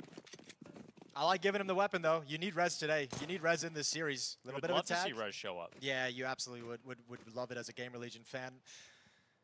Another one of those players that he's a lot of fun to watch when he has his pop-off games. They're just getting fewer and, you know, far in between. Further between. Further between. Further is the word I was looking for. Yeah. That one didn't come. It's good. I'm going to warm up into this. There we go. Oh, that's PR. Oh, yes, there he is. Rez and PR Warmed just shutting him down. That's lovely. Well, those are the 2 riflers you really want to see deliver for Gaming Legion. Actually, those are the exact 2 players you want to see popping off. Yeah, so they've got off to the races. Nice little start into this pistol round. Summer has a lot of utility, but absolutely no friends and no hope. So this one is going to be wrapped up for Gaming Legion. The pistol round pretty much won already. So that'll be the first round of play going their way. We'll see what Rare Adam decide to go with in the next round here, what kind of buy will be available to them. It's kind of a bummer, as I feel like Rare Adam was trying to like set up a trap to like get like an early jump on the flank down mid for the B bomb site if they were headed towards the B side. There could have been some miscommunication, maybe causing that kind of peak from the CT side, but the shame about it is you can see on Summer they have the utility. Like if you have one flashbang that you just chuck in there before that peak, yeah, could have been special. Could have been, but it wasn't. And you know, the other thing about Rare Adam is yesterday they won 6 rounds against Legacy on Dust 2, and 3 of which were picked up in the first 3 rounds of play. So now you're not going to get that good start. You really need a force buy win here. Otherwise, could be quite a rough beginning to the game in the series here on your map pick. Yeah, it definitely could be, and especially after the day you had yesterday. And this is part of the reason why, especially Rare Adam decided to go away from Dust 2. You start having a bad game on that map after losing it twice the day before. You're going to, you know, fall into a pit of despair pretty quickly. But after those losses, same thing can happen. So Rare Adam Force buying in this second round, upgraded pistols, utility, some armor as well, UMP on Summer. Let's see what they can get done. No real tricks being laid, no stacks, no traps really. Standard setup here Nothing for yet. Adam. Not yet. At least. Doesn't look like they're going to get the opportunity to do so, as ZTR is already committed beyond the half wall, all the way towards top banana. So good control for Gamer Legion. They detect that no one is playing aggressively from Rare Adam towards banana. And an early smoke as well to draw out utility. Chuck it over into the CT choke points, even get someone to get a little bit nervous and use a smoke early. One deployed now, Summer's got one behind him, and Gamer Legion have plenty of time to just sit and wait. Although they were hoping to hit this timing, but they might feel like they're forced to go through the smoke, and they'll break it open, find the opening kill, and then it's a clean march into the bomb site. Yeah, it's a great kill there from Rez. No problem for ZTR. And the follow-up, that B-bomb site completely under wraps. Then Chalking getting away with far too much on that CT smoke clear. Oh, that 5-7, man, that's violent. Not even stopping moving, just spraying with it. Well, that has thrown a bit of a spanner into the works because Chalking is still around. He could get a third, and in fact, he will. He'll deny that bomb plant. The 5-7 has come out swinging, and this is not a pretty look from Gamer Legion. No, this was a 3 versus 5 at one point in the favor of Gamer Legion. The 2 opening kills, but this has been a nightmare. And the smokes are about to fade. You've got PR on low health, and he's the one inside the bomb site. So Hypex has got to provide cover, and he's got to do it very efficiently. Not looking the right way, Merrick. God. The final 2 completes what Child King started. How do you lose that if you're Gamer Legion, Jason? You're like you said, a 5v3. You get the 2 entries on the B bomb site. No one's looking towards Child King. Gets a double on the 5-7s. No one deals with him. He goes back in. He gets a third kill, denying the bomb plant, and 2 to round up from Merrick.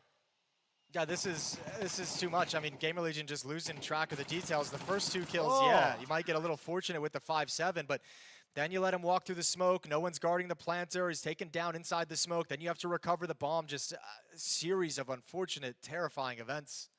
That's another rough round from Gamer Legion at this competition. But it's a great thing to see if you're wondering, if you're scratching your head sometimes like us and wondering why this team kind of is losing games that it feels like they never should. And it's rounds like that, situations like that. Yeah, terrible.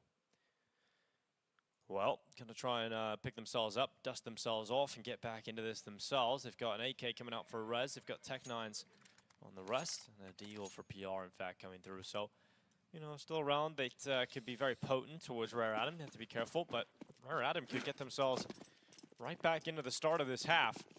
Worrying signs losing the pistol in the way that they did. Bouncing back with 5-7s. Blocking out top middle. ZTR just going to stand in the smoke. Yeah, Rare Adam felt a little bit panicked there. They chucked that utility out very, very quickly. Felt the pressure in a bad way.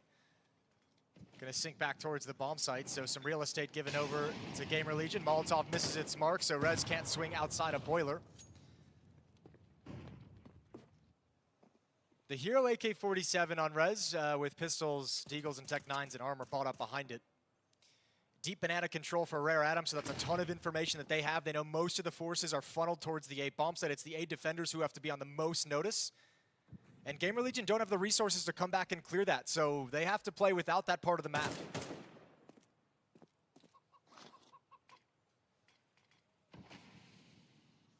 Front library smoke deployed, or as many call it, 3/4 smoke, is now Chalk can get it back away from the library, and Gamer Legion starting to try and get up through short. I think they're frustrated that Rez isn't giving any looks. I think they're like, we're expecting a duel. We're expecting someone from Rare Adam to be willing to fight. Well, eventually, he's going to have to go and take those fights himself. Marek's inside of the side. Tiger off of the box.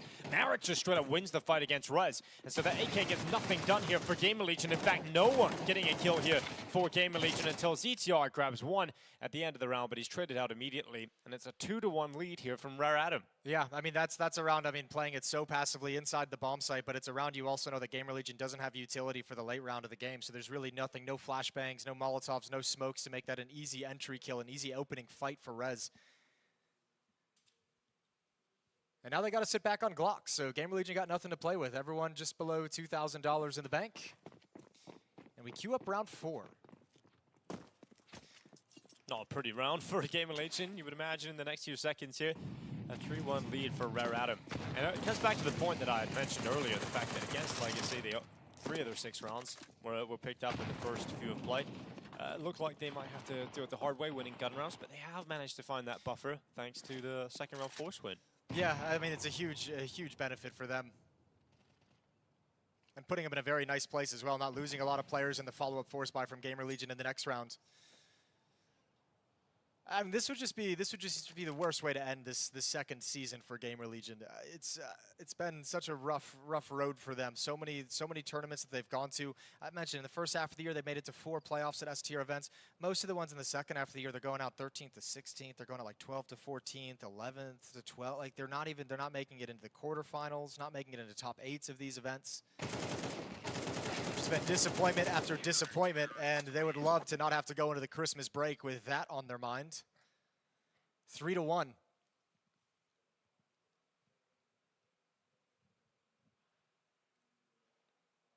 All right, at least gun rounds are now coming out. Gamer Legion, frustrating round loss to 5-7s has put them in this position, now behind. But if they can get this T-side rolling quickly, they can put that worry to bed. There's got PR and ZTR heading out towards Banana. Early utility to be sent over towards Car and behind the half wall. Deep Banana smoking. We'll see PR just hop right through it. Keep that pressure up around the half wall corner. Oof. Nice nade damage. PR can start leading the way into Banana control. A little bit of support from ZTR. Mid is smoke for the moment, but Rez is getting frisky behind it. Oh, lovely opening kill. Yeah, great start here from PR. So Lee Hang's gone. That's going to really weaken this B bomb site defense. You've still got 3 players there over towards A right now for Rare Adam, and I think they start to realize they can't hold 3 players there for long. So they send Tiger back over to try and help out Summer, who only has an MP9 to hold. Yeah, that rotating player is getting a workout today. Back and forth Tiger goes. They feel no more pressure at the B bomb site, but they've got to be nervous about the fact that Gamer Legion control top Banana. Look at the cheat as well on the minimap. You even have that third player. You got Child King ready and waiting in CT spawn arches, just the deep angle. The only A defenders playing from mini pit and front library, so they're at least doubled up on rap side of Gamer Legion, which it looks like they're heading into. This is the perfect attack for the Rare Adam defense. Rez. Merrick is now alerted to him. This time it's going to be the Gamer Legion win. Hypex, the second one through the arch smoke, predicting the move of Child King, and that will win the round here for Gamer Legion. Very comfortable, in fact, taking those 3 initial kills. PR continues the pressure over towards Banana, and there's no mercy being shown over towards Rare Adam. PR cleaning up 3 over towards B. He was the only player on his own there. Yeah, it's good seeing him have a nice start here. The double kill, 2 kills in the pistol round, 3 kills here in this round, and in fact, his opening kill had all the impact in the world. It's what caused such a huge shift in that defense to lean away from the A bomb site. As they attacked into it, he's the one that made the defense move. Lovely job from Hypex as well, coming up rap side in support. And Gamer Legion with the guns out get their second round. No, tech issue. This is a elimination game, a losing game yeah, here at the Major. Both of these teams coming into the day 0-2, so the loser goes home. It is the elimination game. You know, the 0-3, the biggest embarrassment, really. The 0-3 BBQ. Yeah, you don't like that. I mean, many people would have had Rare Adam as a 0-3. I don't think many people would have had Gamer Legion 0-3. No, that one would be shocking. Surprised. I think a lot of people even had them as 3-0s. Interestingly enough. Yeah, there's a few people that have been talking about a Gamer Legion 3-0. Well, that didn't happen. No, it didn't happen at all. Those pick'ems got ruined real quickly. For sure. All right, so headsets are off for Rare Adam at the moment. I'm going to try and get that resolved as quickly as possible and get back into the action. Another game going on, as usual, here at the Starladder Budapest Major. We've got an A stream going on. FlyQuest Fluxo, could it be taken to that stage, Jason? What do you make of the NIP beating FaZe? I think just before we came up here. Where are you at with that one? It's not massively shocking, really. You know, really? Yeah, like it's a best of 1. FaZe have looked so dire, Jason. Yeah, maybe. Yeah, I still I quite a surprise. I feel like, you know, there's a few teams that you would be completely shocked that beat FaZe Clan. I think it's not massive. You know, it's obviously an upset, but it's not something that's so mind-blowing to imagine that FaZe can lose to anybody in the P1s. No, I mean, I think I said before the Major, I was like, it feels like there's like a 10-15% chance that FaZe is going to have like a catastrophic exit. Like the potential's there, but I think what's so surprising about it is like the back-to-back losses, like losing to NRG last night with DAP standing in for Nitro, and then coming in today and then losing to NIP, who's been very much struggling. It's the way you lose to NIP as well, like 13-8. You know, that's a well, and also playing overpass, going away from some of your previous map picks, showing maybe a Yeah. little bit of fear or weakness in your own map pool. So there's a lot of head-scratching things going on in that one. Really, something that's so frustrating is I feel like they're wasting a lot of good form here from Twists. Like, he's in great form at the moment individually. Yep. And if the team was more functional around that form that he's come in with, oh my goodness, they could be a devastating team. But I mean, you got Jacob really, really struggling. He's 8-16 in that map. Frozen also just didn't show up. There's a lot of dysfunctional players at the moment inside of FaZe. Yeah, you can tell that they're not comfortable as a team, so individuals are struggling to hit their peak with any kind of consistency. Yeah, it's rough to watch FaZe struggle the way they are, but I think many of us predicted and almost expected FaZe to have a tough time coming into this major, even in stage 1. But I think most people looking at the teams here are like, there's no way, surely they get through stage 1. Like, you know, maybe there'll be some worries in the BO1s, but you just got to hope in those BO3 stages they get the job done. Yeah, the problem is, like, the faith you could always lean back on is, like, this FaZe team doesn't really get out of bed until the pressure's on. Yeah, but Rain But you can't lean on that anymore, can you? Yeah, you've lost your rock, right? You don't feel like that particular aspect of FaZe carries over to the new lineup. No, I don't think you can attribute that to them whatsoever, and it could be disastrous for FaZe Clan going into tomorrow's matches. We'll have to wait and see. All right, what else we got? What else we got going on today? What are the other matches that we got for everybody? Well, FlyQuest Fluxo, you just kind of mentioned that one just started up on the stage over on the mainstream. I like FlyQuest a lot. I think they're looking good. I think ever since Ozer's come in behind him, I think they've cleaned up a lot of fundamentals. Don't forget about America. Yeah, the America's matchup. M80 taking NRG with a few lovely Europeans mixed in there as well. That's going to be an interesting one, obviously, with the DAP stand-in situation, but these two teams did just play recently at Fragadelphia, and NRG ended up beating them, a reverse sweep in the grand finals in a best-of-5. Hey, it's got to feel pretty good for NRG. I mean, you would have come into this a little bit worried, obviously. You're having to play with your coach instead of Nitro, and you've got a win over NIP and a win over FaZe. Yeah, I mean, they've beat some legit names, haven't they? So you can't mess with these results, even with the stand-in situation. Now you got to go 3-0 against an old North American organization. Look, I love it when the majors get weird. No, it's not everyone's cup of tea. Right now, with the major getting weird, I absolutely love it. I'm all in. Well, it looks like we're back into the action. In fact, we are straight away into it. Lee Hang to take PR out of play. ZTR making sure it's a quick trade, though. A response around the side of those sandbags. And we pause after the initial fight. So a fight about to go down in the hallway, though. Marek is going to have to deal with threats on both sides of the apartments, but it's not both sides because they go solo. Rez goes into a solo fight, gives Marek the only chance, really, to win out this engagement in the apartments. And then he gets the nade damage to finish off Towson. So we're now looking at Rare Adam 4-2 up. Okay, that ain't bad whatsoever. Nice little start to the round. And obviously a lot of plans, a lot of ideas that they wanted to get into, Gamer Legion, are taken away from them. 2 versus 4. You got a minute on the clock. You can kind of piece this together, have control of the bomb. Where are you going to find your opening kill? And look at the way Rare Adam is set up. Nobody over in pit. 1 player in the site, 1 player playing small pit in front of library. Now Summer's going to look for anyone coming up middle. So a very wrap-heavy passive kind of defense, waiting for Gamer Legion to commit into the bomb site before the trap is really sprung. This would be a nice timing for Gamer Legion to hit just as 1 defender is rotated over to the B bomb site to provide support. Rare Adam going into conservative 2-2 split now. 29 seconds. That's all that's left here. Chalk King at least going to be taken out.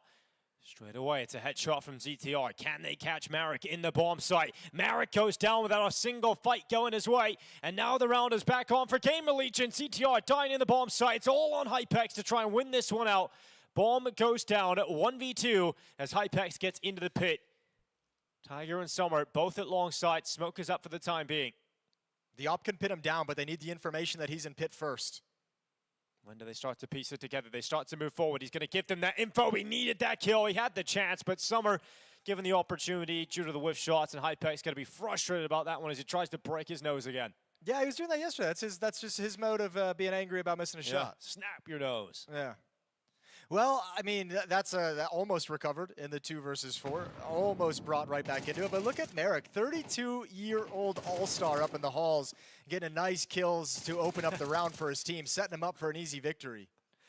An all-star of his village. Just wanted to give him a little bit of sauce, you know? Yeah. He'll never watch this VOD, but No. I'll know that I gave But him the sauce. maybe he will, Yeah. Jason. Maybe he'll hit you up.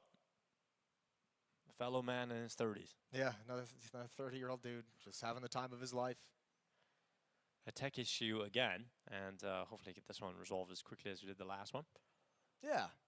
Oh, we can get back to the schedule for the day, though. Yeah, it's always fun. Yeah. Scheduling fans, we are. And then the final game that we'll be doing today is going to be the Huns taking on Lin Vision. So we get to see if what the Huns have in store. We haven't casted them yet on this stream. Lin Vision, we were talking yesterday, was really kind of hoping and kind of talking about the sadness that they weren't able to build off some of that success they had at the Austin Major with their run in one of the stages. So yeah, that was kind of like not a great performance out of a Lin Vision team that I expect to be more dangerous. They too had problems with individual performance yesterday, where the players just didn't feel like they showed up, and I feel like that was the biggest issue across the board. Just felt like individually some of the players just were entirely missing during the day of games yesterday.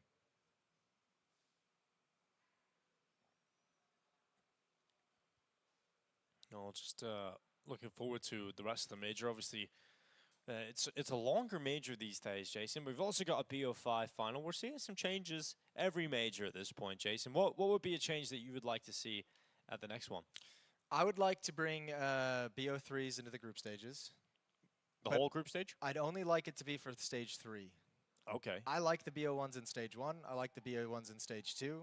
And then stage 3, when the biggest of the dogs come into town, into the playground, that should be best of 3s all the way through. But I like the chaos, as I mentioned. Like I enjoy it. I want to see a team like FaZe lose these upsets in best of 1s. I want the underdogs to have a chance to cause an upset in a best of 1, and then create the scenarios where all the pressure in stage 1 falls on some of the favorites that, in theory, should have no problem making it through. I enjoy seeing teams and players that are very good put under that kind of scrutiny. Well, your idea somewhat fixes one of the criticisms that people have, or one of the reasons why we don't do it, is the fact that, you know, a full BO3 major into a BO5 final would take a long time.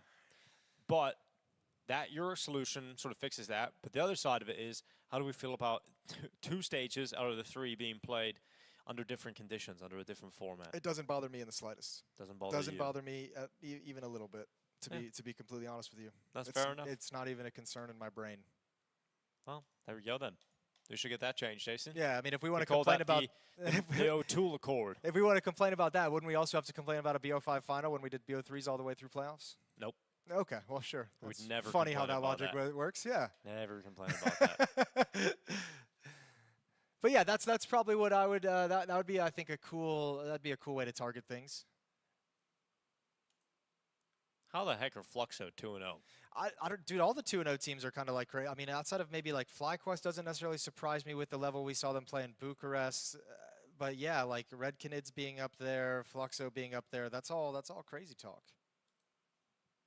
Yeah, they beat Gamer Legion and Fnatic. Did I say Red Canids?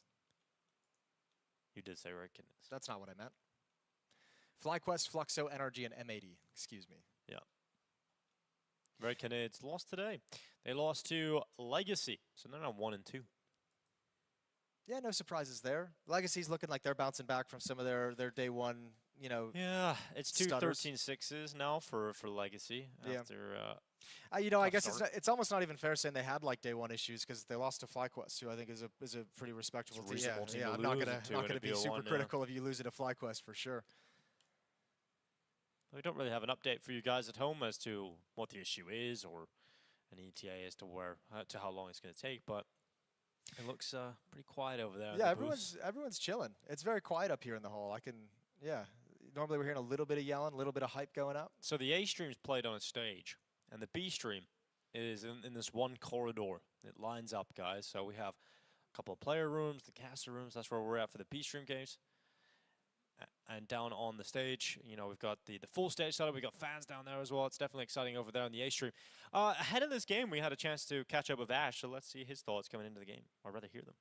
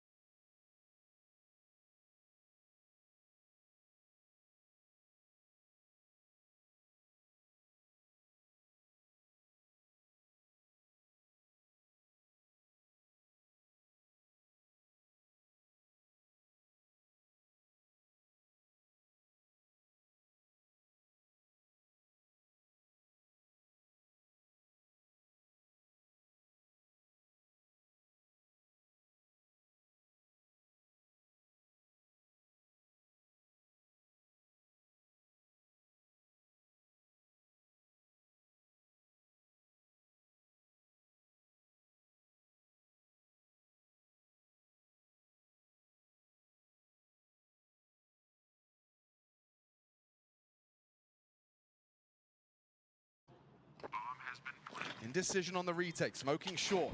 Molly's sight, progress forward. It's Lakowski with that recovered AK as well. 2 rifles in the mix, and just 2 of those Tech 9s. Art's done nothing with his. Lakowski needs to find that trade, does so with precision. JKS claws back, 2 on 2, progressing, but time is of the essence. Kits are present.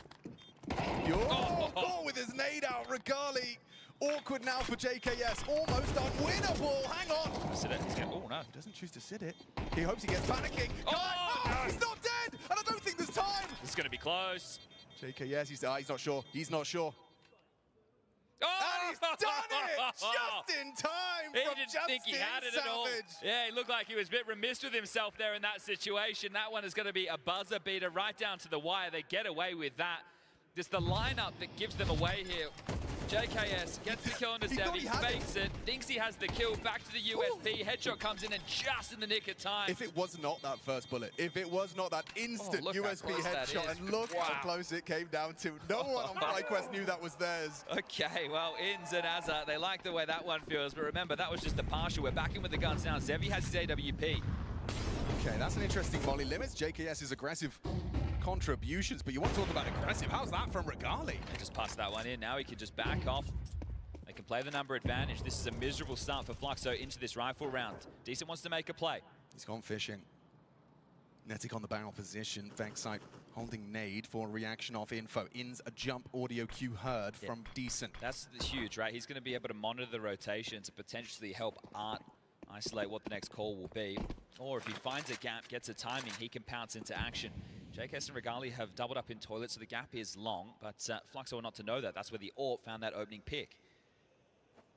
So going through the motions, they need to clear out connector, right? This is going to be very tough to be able to rotate between the sides if you don't have that, and this is when we're talking about a number disadvantage so early. It's already hard on the T side of this map.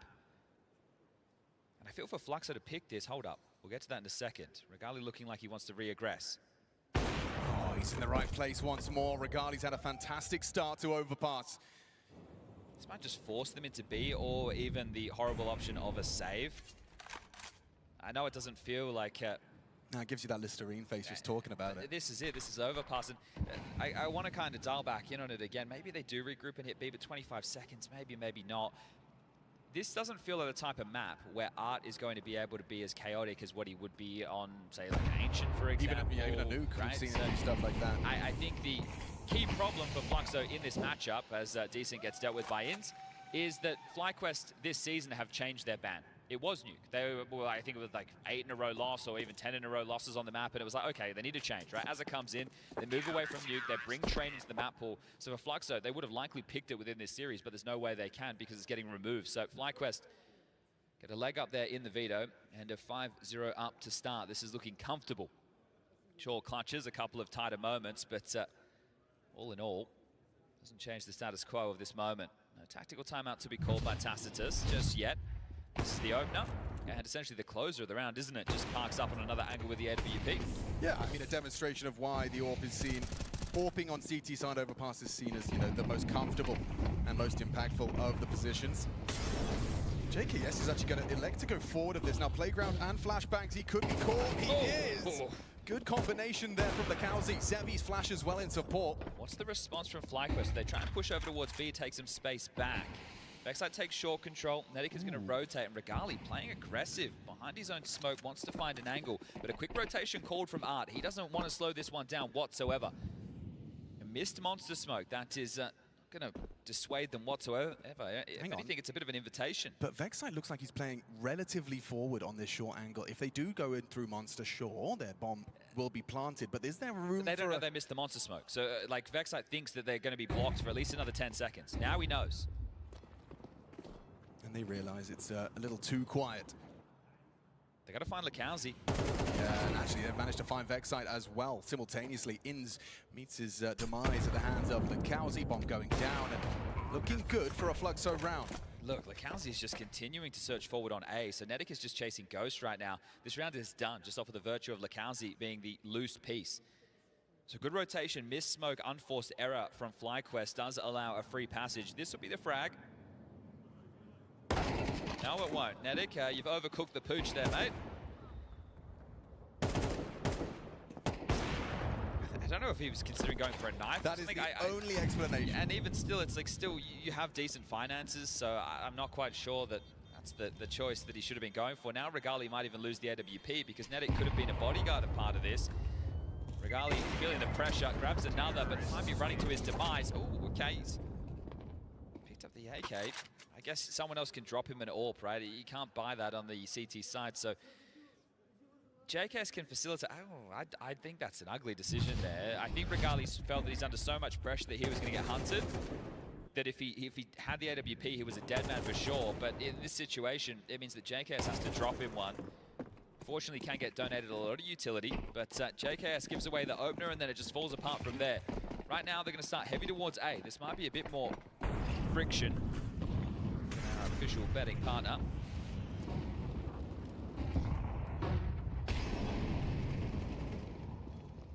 So 1-2-2 right now. Regali up to bat again. Yeah, he's nailed it there. That's what you want, the AWP in his hands. An opening kill from Regali, and not the first. JKS has immediately dispatched of Lakauzi as well. Okay, Fluxo. I mean, we can't be looking at a 70, 80-second save. So whoever's throwing this, hang on we might need a marker on. Yeah, that's been missed twice now in consecutive rounds. This is starting to become a little bit of an issue.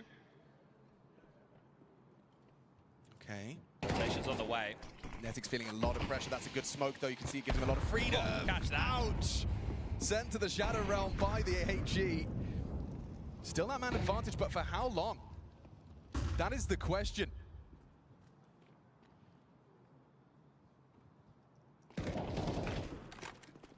Not in any rush, are they?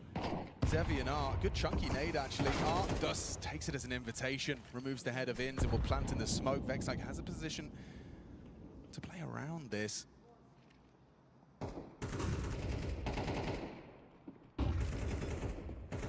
Planted, mantles up, a missed shot from the Zevi AWP. Off the bomb position, noted, bullets through the smoke. Vexite, that's good output, decent in the clutch though. It's a one-on-one. Regali, he opened up this round, and now he has the opportunity to close it on that tight line. Regali delivers for FlyQuest time after time. He can get a bit nervy, Regali, so it's a very, very positive sign right now to see him hitting these shots, ones that you need to as an AWP player. So just locking him down, not allowing them to overstep the mark. And I love that from Fluxo. They just get in towards that channel out monster, and they hit the brakes. They know that the fights are going to come their way. Art does a very good job here at making these incisions. The nade onto Nedic, the frag as well. And from there, it feels like they give themselves an opportunity. Decent makes it interesting, but another round now at 6-1. B-Rush is looking very fast, at least Poppy. They've got the flashes ready. JKS has it cocked. Netic up close with the MP9. May be able to play anti-flash as well if they were to try and pop through the monster pipe.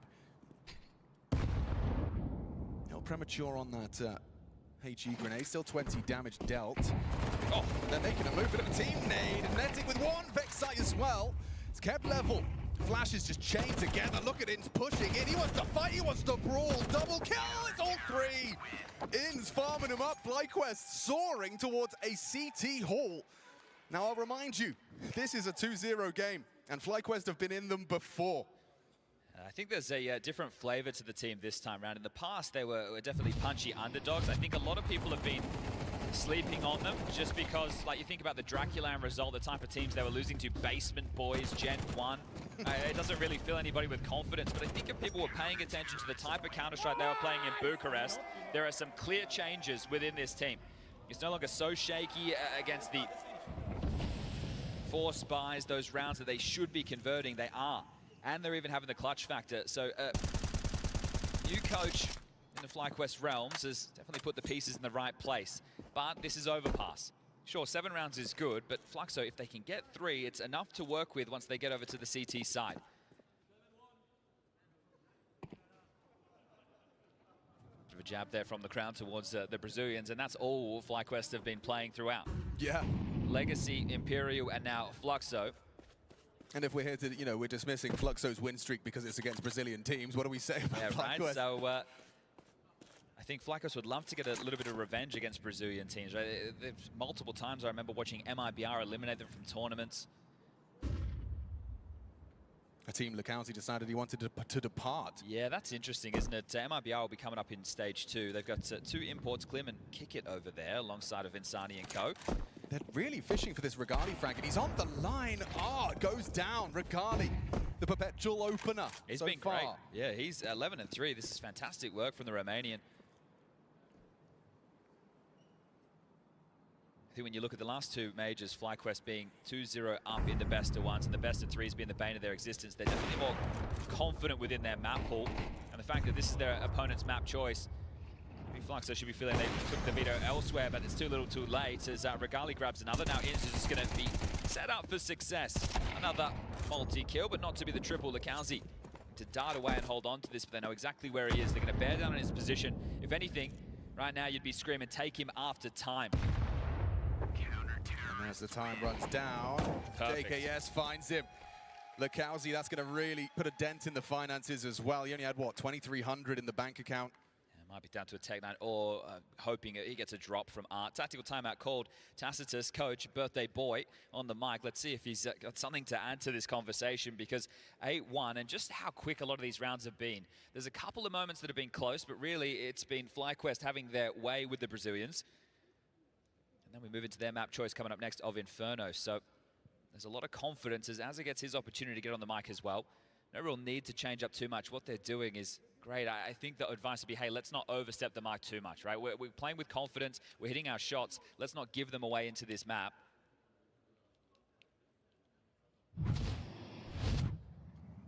But with FlyQuest as well, the amount of times it's looked like this, you know, I'm not here to count any chickens before they hatch. No, that's fair. I think that is a definite concern, and one for this man on the screen as well, right? Inns, this is his 7th major. He's played at majors with Renegades, Greyhound, and FlyQuest. This is his 3rd outing in the FlyQuest jersey, and he hasn't progressed a single time, whether that's Challenger stage, whether that's Stage 1. So this is a long time coming for Inns, the captain and in-game leader of this squad. Well, he's got more muscle than he's ever had before on this roster. Yeah, and I think that's a reason that they've definitely put him back in the in-game leadership chair. Dexter was there for a stint. But this is a complete new complexion, and picking up Nedic, the next generation. Let's not confuse him with an Australian. He is a New Zealander. They're flying the flag. We're seeing some overpass T-side protocols on display from Fluxo. Regali Zorp not going to get all of the free openings. A nice molly for Divider. The problem is they have no connector control, right? So at this moment, you are going to be able to start rotating away some of your B defenders, and this activation could come in from JKS as you're setting up the execute. So if you don't clear it out, you'll be rumbled regardless. He lies in wait, does JKS. 10 kills deep already. Decent. Oh, nice headshot. Aware of the possibility. Does he overlook a second? Yes, he does. Vexite, the double up works out wonderfully. He'll scavenge the AK and retreat. Regali, some active AWP pushing. Art can't quite believe it. A taste of his own medicine, and it's sour. Kai's behind him, though. Yeah, he's going to go down here. Nice find. Inns, however, got a lot on his plate. Nice find from Zevi. Netic has slipped through towards the dice box. It looks like Zevi was considering it, but no, in his blind spot. Pressed his eye to the scope, and so Kai. A clutch, just to get Fluxo's juices flowing. He gets the first piece, and now for a plant. Vexite up against him, and a fake that could cost him here. Vexite's quick with it. You see that death POV, instantaneous deletion for the 9th FlyQuest round. They are racking them up. There's been a couple now that have gone down to the wire, right? But every time FlyQuest are the ones with the number advantage, so it's not like they're having to play from behind other than that JKS one on that B site. So sure, they're getting close, but if you haven't broken through yet, you've only got 2 more opportunities to get that 9-3, and that's to keep your head above water. You can see how annoying it is when you don't have the full map control, you don't have con control, you haven't pushed them back from long and bathrooms. They're just thorns in your side, just these weeds growing across the overpass right now. FlyQuest making your life a living hell. I mean, look at this. No, knives out, running through connector with that X9. He's going to go for the spam. He can't catch a break. Oh, brought down this time by the wall bang. That one's going to sting. And now a dink onto the rifle. Oh, dear. Kai's bell rung. Might want to throw that AK over to someone healthy. Yeah, Lekauzi gifted that.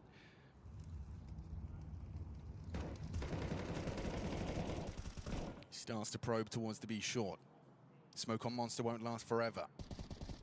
In fact, you can see it there fading shortly, but we'll replenish it, and we'll frag him out.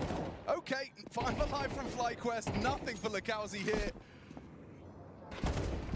It's just overwhelming him. Hang on, you're just in for it. Lovely triple. lekkasi gives it a quick reminder of what he's capable of. Yeah, they have a couple of moments where you go, okay, these guys can shoot. They've all had a little, I'd say, spurt of flash, but really, it doesn't really cost them anything. Yeah, it's just that, I mean, logically sound from FlyQuest is if we all swing, he can't kill us all, but he kind of nearly did. Inch just peppering away through the Where's board. the second one? Here it comes. Yeah, just two wallbacks, right? And walking into it, Kai goes down as well, so Inns couldn't be easier, as opening kills have been one of the factors that FlyQuest has been dominating so far. Let's see if they can make it 11-1 on the half.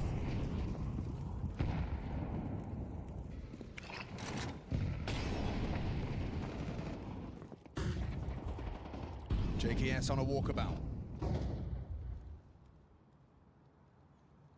Same for Vexite. Oh, he's so good. Vexite is looking the best I've ever seen him. The comfort of that setup, right? At the moment, FlyQuest, they're not playing as individuals, they're playing as a team, and then the individuals get to thrive, right? You know that your connector is covered. You know that the boys have got your back. You know that they're going to swing with you as Netic takes down Art, and it's just Zevi and lekkasi. This is looking set for that 11-1 scoreline.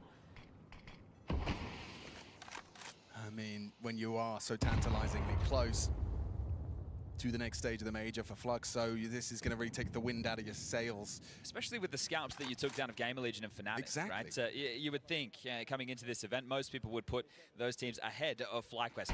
Fnatic, we could have an argument about if you want, but either way, this one will just simmer, so going to be plenty of time to talk through this with 40 seconds and a 1v5. lekkasi, same position from the last round, noted now, and they'll just box him in.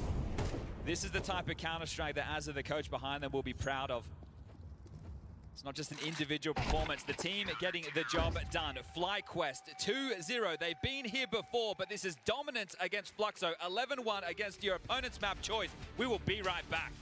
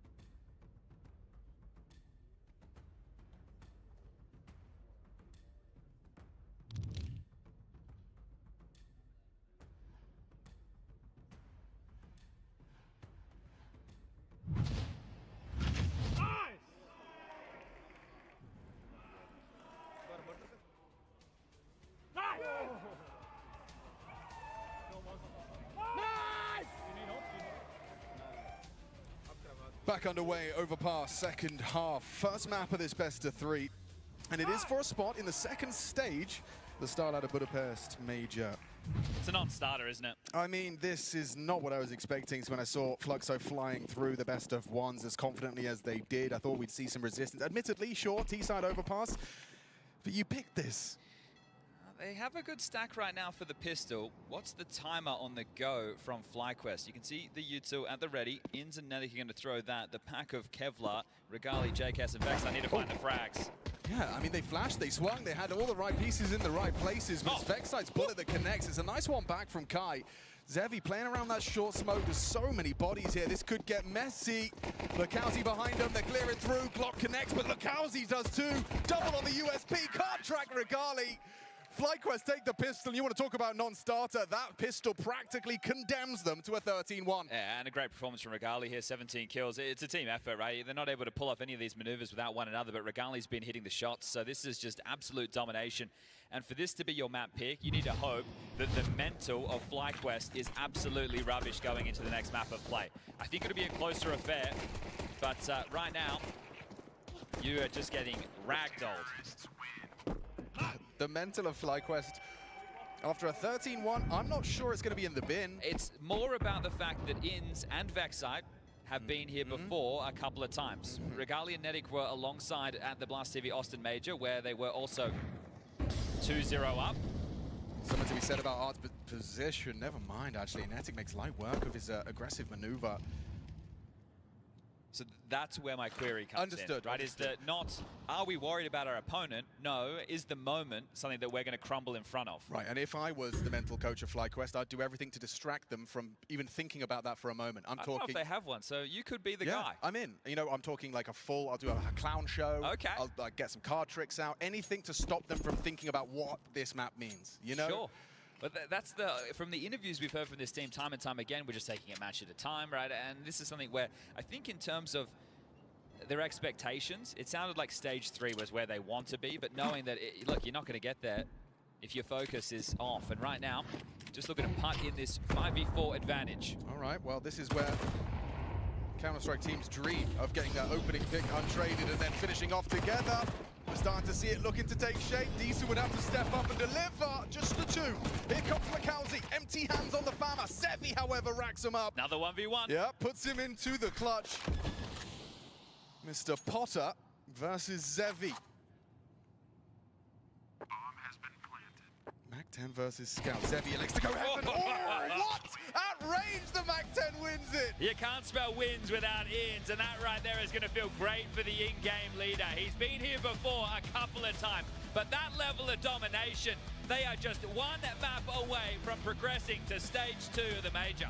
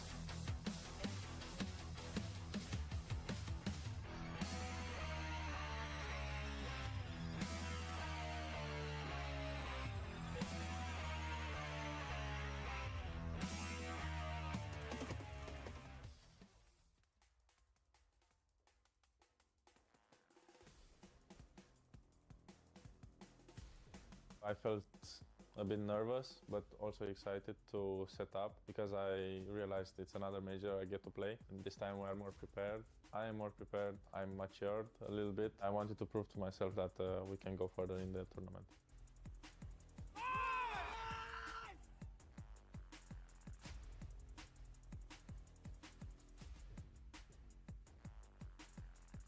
I would say like the vibe for the team is in the right spot where everybody's competitive. You don't see a lot of crying, a lot of complainings.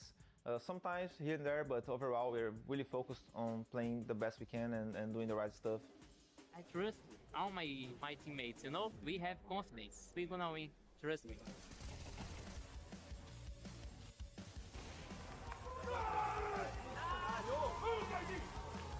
I told you. It was chaotic because both of the games we were not thinking they would choose these maps. We just played with our own game plan, not based on anti-strats or anything. We just played with good communication and confidence. I think the mood and energy today was 10 out of 10, I would say. We came back in one game, and one game we were dominating, so it showed a good resilience today and great mindset from everyone. When I feel comfortable with the team, like they're all understanding what they should be doing and doing the right things, gets more weight out of me so I can focus on my game.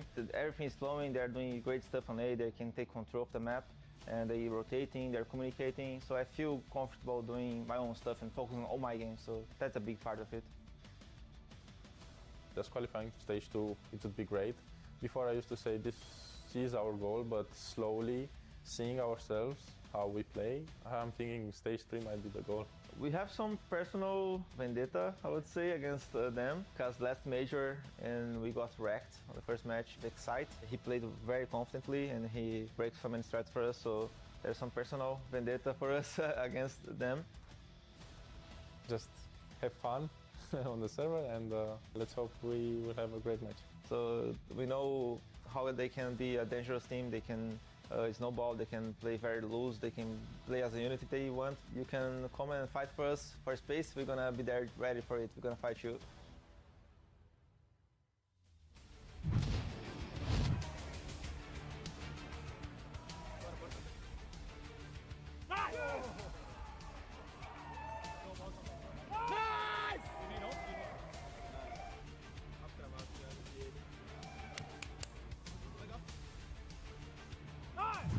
You heard Regardie there in the interview saying that they just want to have fun, and I can't think of anything more fun at a major than beating your opponent on their map 13-1.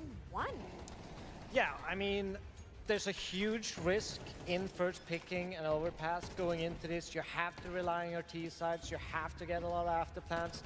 To be fair, they did get a couple in the beginning, so the start wasn't as bad as it looks. But if you actually look at it, the only round they got was when FlyQuest overcommitted in aggression over on that fountains area and Fluxer could punish.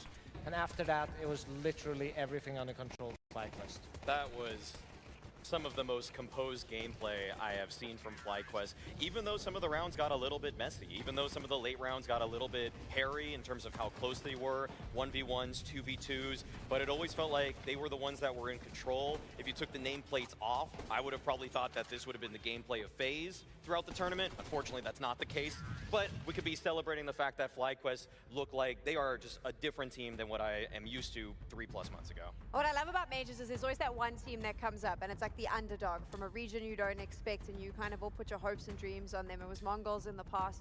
I watched that map and started going, I'm an Aussie believer. That's what that made me feel like. It looks really good in the server. Yeah, and it's these small, minute details that you see that they trust each other, they're not confused about situations, and they're just moving as a unit. And I think it just is signs of a team that's growing and coming into their own self in a way. And I think, yeah, everything just looks great from my opinion, and just, yeah, I hope to see more of FlyQuest. The visual difference in them now versus 6 months ago last season was sometimes you'd get into these kind of 2v2, 3v3s, and someone just makes a bad peek. But it felt like this time around, they were just ready for everything that Fluxo wanted to do, and they could also just break down situations so cleanly.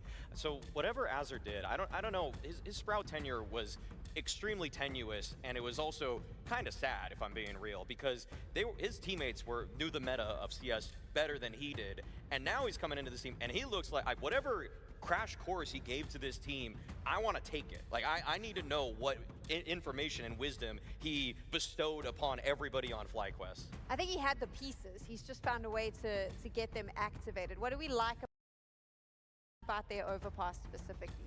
I mean, I think it's just keeping the composure, making sure they're always trying to claw their way into the rounds. We didn't get to see much of their T side. It was essentially, you know. I wish I could say that. Yeah. Just a good pistol round. Yeah, I guess. good pistol round. Yeah. Good conversion. Yeah, but other than that, you know, it's just they seem to know what to expect from Fluxo. I think once they adjusted from the early gameplay, they put a little bit extra focus on that monster area, shut it down, and just gain the money control. And then it becomes really hard, because what options does Fluxo actually have? They can default towards A against Regali's AWP and JKS, who was beasting in this game. So they could just only really hit B at that point, because you need to be very structured, and Fluxo to me is not a very structured team to be able to default on A. No, not quite enough.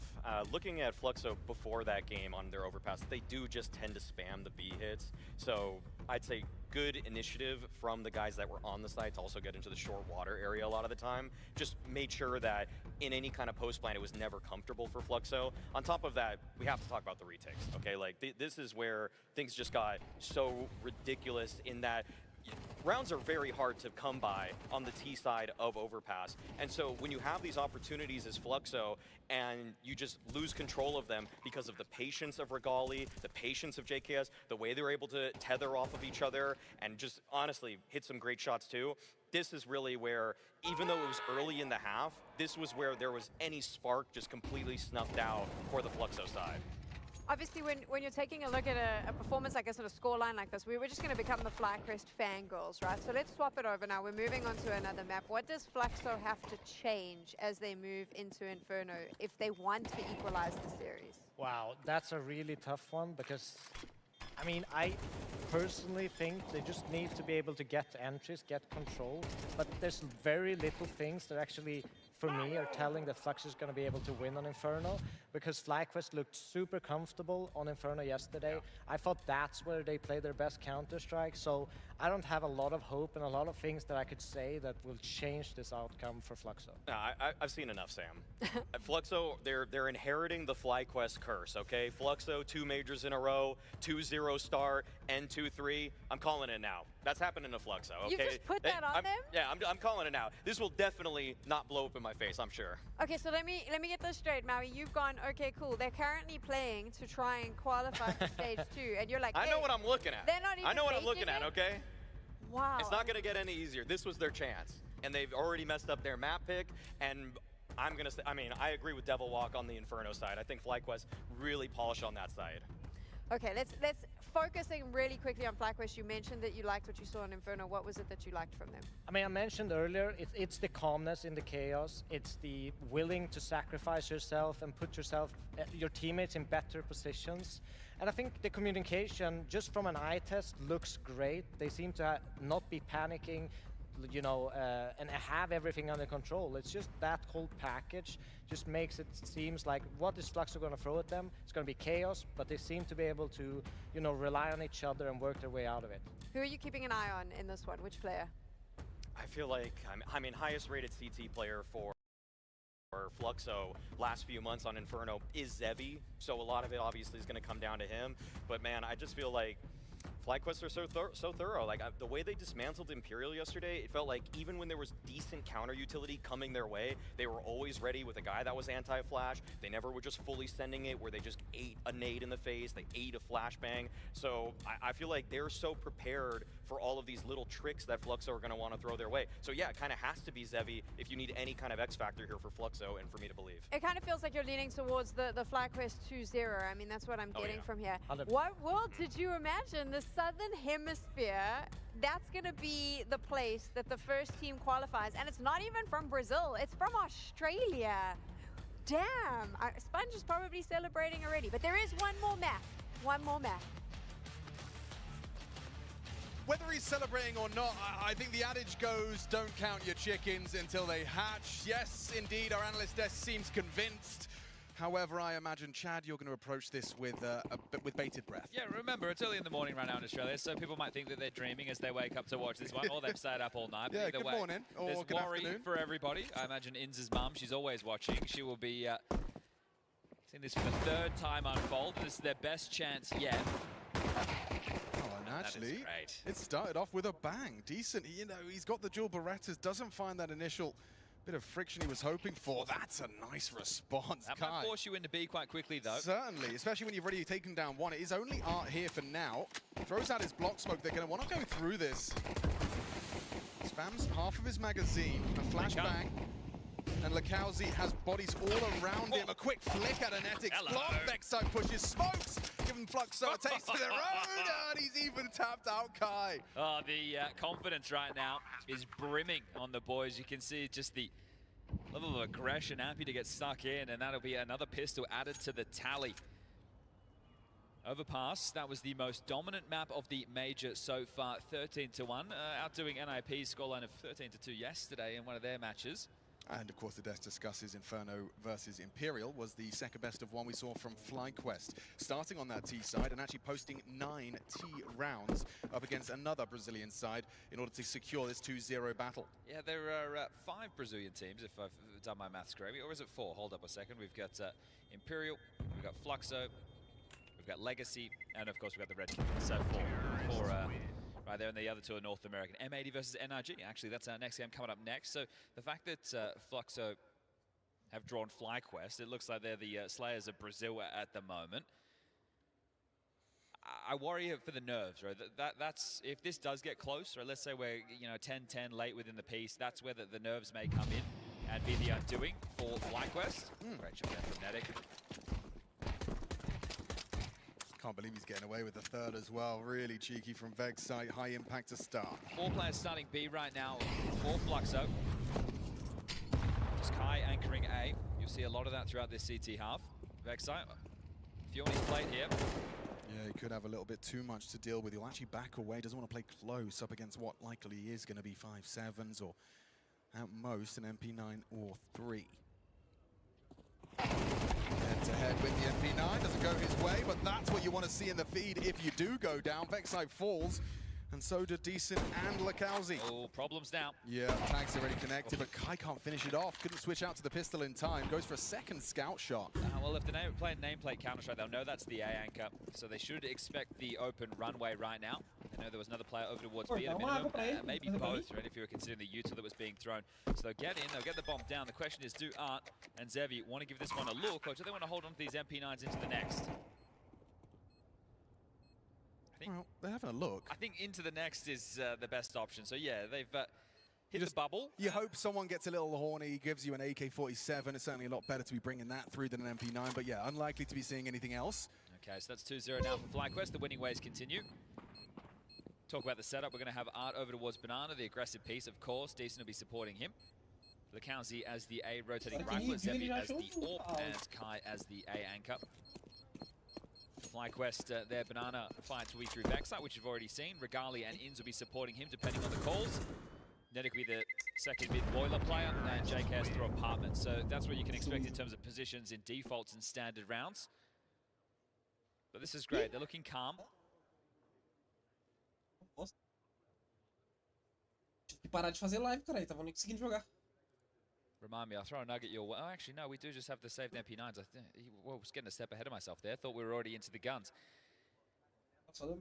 Aussie Core has not won a best of 3 at a major since Starlight Berlin 2019. Which just sounds absurd. Maybe there's something about Starladder events that just gets FlyQuest, or rather gets Australian Counter-Strike awake. But yeah, that's bizarre. So just to reiterate, the Australian core has not won a best of 3 at a major since 2019. That's 6 years ago. That was when the org meta was prevalent. Oh gosh, I remember those days. So it's been a long time between drinks. Obviously, there was the 103 Thieves, and then it all fell apart. JKS went to greener pastures over to different international teams. Complexity, G2, Liquid, standing in for FaZe for a stint. Azza and co, they continued under the Extreme Mums, I think was the official, yeah, the Extreme Mums, right, yeah. That didn't really find what they were looking for. And then all those pieces have slowly just melted away. So they test the waters of Banana, they apply some pressure, now they're going to work for the mid control. He's going to pull Kai over. Yeah, big rotation. Art and Decent are coming as well. So Lekowski and Zevi, if they can put up some resistance, there's a chance. But long smokes will drop towards Library and Arch. Wrap potential available. Have to be A now, 30 seconds. Zevi investigating forward. Actually, Art the first to fall. Inns gets given a gift. An opening kill. Now starting to swing on through. Vexite, a quick find onto Zevi. Kai caught in the open. JKS at range. Hang on though. P250 goes overlooked. Needed a multi. Lekowski unable to provide. And so FlyQuest will just sail through a comfortable third round with those saved MP9s. I agree with the death sentiment there right now. FlyQuest, in terms of the communication, it's looking on point. They're not getting flustered in any situation. Sure, a couple of rounds within that first half of Overpass came down to 1v1s or 2v2s, but they always felt like they were in control. The JKS 1v2 was the only one that felt like it had to be pulled out of nowhere. But everyone's hitting shots. Nobody's looking too nervous. Yeah, if anything, like the key word you're kind of dancing around is composed. Nice. Yeah. You know, this is a composed Counter-Strike team on display right now, which is not a word often at the tip of the tongue. No, normally it's more gimmicky the way their victories come, right? At least that was the historically. FlyQuest. Yeah, the Renegades, the Greyhounds. The Vox Eminors. Yeah, that too. Titan remembers. Banana press, County. At the top with Art, decent to set them up with flashes, going through the motions. Mouth of Banana constricted with a molly. They're gonna play through. He's going. Art! Oh, 100 to 0! Vexite gets a second onto Lekowski. Okay, Art's gonna lock for number 3, but the trade actually could come through. Decent's done a lot of work, but Inns not playing scared. You love to see that. Two of his teammates put their life on the line in pursuit of the open B site. And Inns goes and just hoovers up that space, runs him down on the reload. Well, this is it now. They are really in a position where they can hunt these guns. JKS make sure that they can't press into second mid over towards T-spawn for the save, so he's at least got that guaranteed. Now this is a scenario if you are FlyQuest in the early stages, you start running away and you're hunting and you allow them back into the site and you lose a really clumsy round, that's not good. So JKS will go for the search, the hunt on his own. Inns and Regali will stay with the bomb to make sure this is guaranteed. If JKS can remove one of these guns, with the loss bonus going into the next, that's going to remove another threat. So, is he able to take anything? Orp in pit, rifle in sight, bomb goes off, that's the round. And that'll be that. So, just held at bay, not able to get anything. It was a bit of a timid search, but not wanting to let an AK fall over into enemy hands.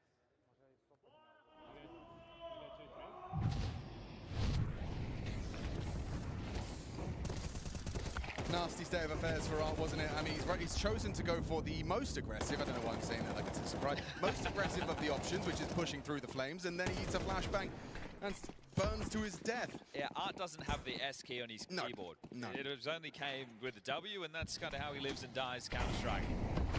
And it will get you through best of ones. That style of play, certainly. Yeah, when you can push lobby every round versus Gamer Legion, exactly. that might do it. But now we're in the best of threes, and you're... Oh, no! Art's going for jump shots, trick shots. Vexite has been in fine form. Punished him. Vexite 7 and 3. We've only just begun map 2 here. That's his third opener. And we're going to be locking in one of these two teams. FlyQuest obviously making the strongest of cases as the first into stage 2 from stage 1. JKS just applies some pressure up mid. Smoke blocks off the vision of Lekowski. Yeah, Kai so calls it clear. Full info. Zevi knows that he needs to be on notice right now. Ooh, by playing more passive with the AWP. JKS gets the info on the mid setup. That now should inform them for this B execute. Zevi needs to go huge. Yeah, Zevi's been informed that it's just him up against FlyQuest. Miles away.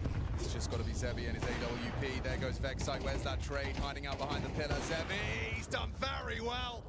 Timid now. Finally, Netic finds him. On the cross, no smoke grenade. This makes things very difficult. Now throwing out a HG, trying to cross, trying to fight, trying to Netic! Outrageous! Who needs a smoke when you've got headshots? Just takes 1, 2, and 3. Damn, that is massive from Netic. He's been moved to some of these more passive or anchor roles on the CT side, but this kid has aim. He's mechanical, and it's sharp as hell right there. That was brilliant. Oh, mate, they had no right. I thought Zevi had done absolutely enough. Yeah, 2 kills from the back of the side. On your own. Yeah, he definitely thought he'd teed his team up there. Catch this one again. Oh, over the camera, over the shoulder camera. That second one is that's spicy. Sharp. That is sharp. Okay. Well, they can get him with another buy of sorts, lacking util, but not an AWP. Zevi's got that again. And that looks like it should be destined for a Zevi opener. Inzi had his crosshair in the right place. Ball, however, was posted. I can't believe it. Vexite's found Art again. Art can't catch a break. He cannot escape the Vexite demon.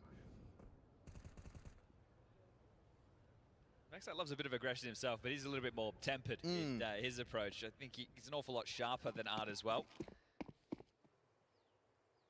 But Inns gets the call from the grave. Art does the same. So both in-game leaders getting an opportunity right now in this 4v4 to see if they can... We're 6 rounds in, Chad, and he has participated in 5 opening duels. Classic. He's won 4 of them, he's lost 1 of them, and missed flick from Zevi. Vexite doubles up. Set up to succeed, and now accelerating. No one home on B. What's your favorite 4-letter word, Alex? S-A-V-E.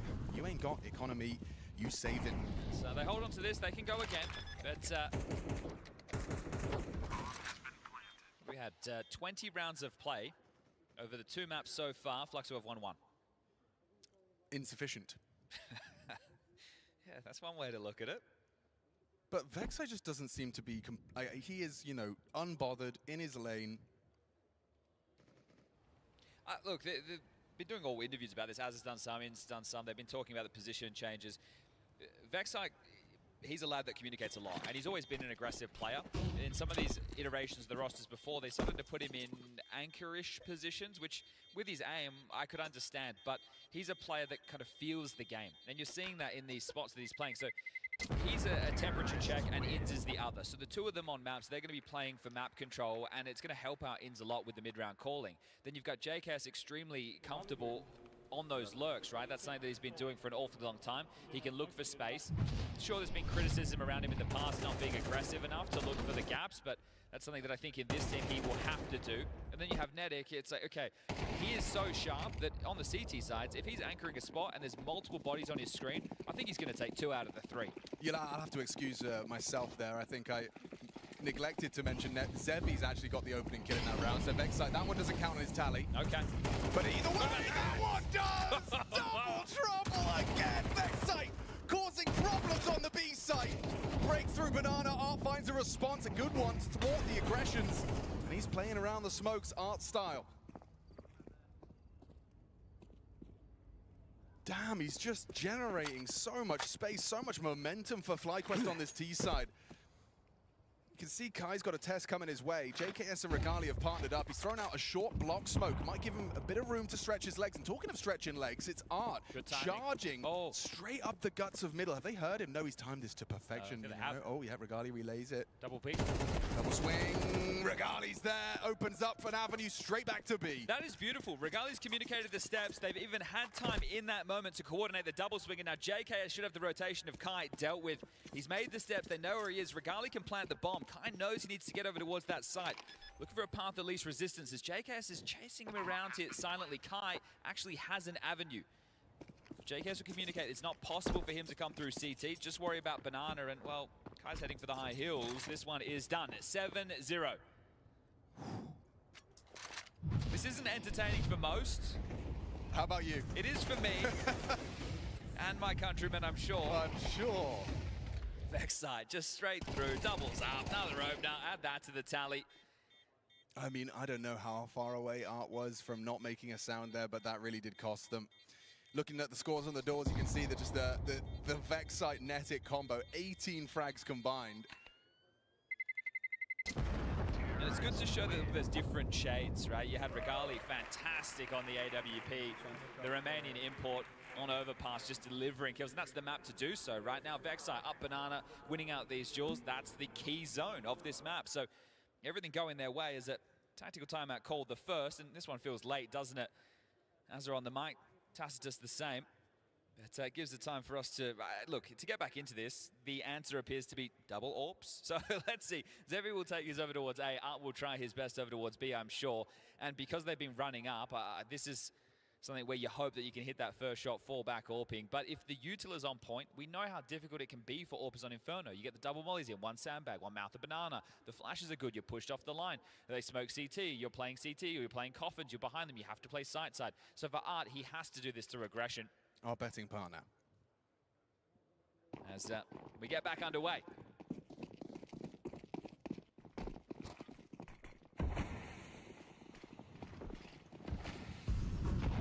It's be a perfect time for Azza to have called like a change-up. You know, like let's feign the map control and then go into... Ooh, okay, one AWP noted.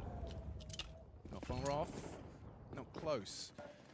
If you go into an A execute right now, oh, it is definitely A related. 2 up through boiler. I think Inz has got names from here. Is it flashes? And the fact that he's there in second mid tells you it's going to be something at least for mid control early. Regali looks like he's going to be positioning to throw out another part of that. Here comes a test for Vexai. Is he really going to have any more? No, this time kept empty-handed. It's an important kill from Decent to try and get Fluxo comfortable. Confirms banana is theirs. They have the banana control, and so full focus now from Fluxo here on the A site. You have to win this one. It's a 4v3 though. The numbers still technically favoring FlyQuest. Regali lining up a moto smoke. Here they come. Oh, this shot from Zevi. He's going to be feeling the pressure now, but there's no commitment here. No, it's JKS onto Lekauzi. A cheeky catch on a sliver gap has opened up into a 4-on-4. Art, a tentative rotation, trying to catch potential Art slip. Yeah, no, towards the arch side, but now it's been smoked off and they're wrapping. Kai and Zevi. Forced wide. Finds an angle. Art brings that second AWP over. They know it's posted. And it's already the double AWP potent crossfire delivering lovely from Zevi and Art in combination. Regali, he meets the same fate. Lovely work. Okay. Finally, they buck the trend. You know it's double AWPs, and it has been carried through as well. So your call right now can be a little bit more direct, knowing that those AWPs are in play. So the first comes in very late within the piece. 8 rounds already under the belt, 7 of those to FlyQuest, and 2 rounds within the series so far for Fluxo. They don't know what winning feels like. A streak is going to be required to break the finances, but they've done well under pressure.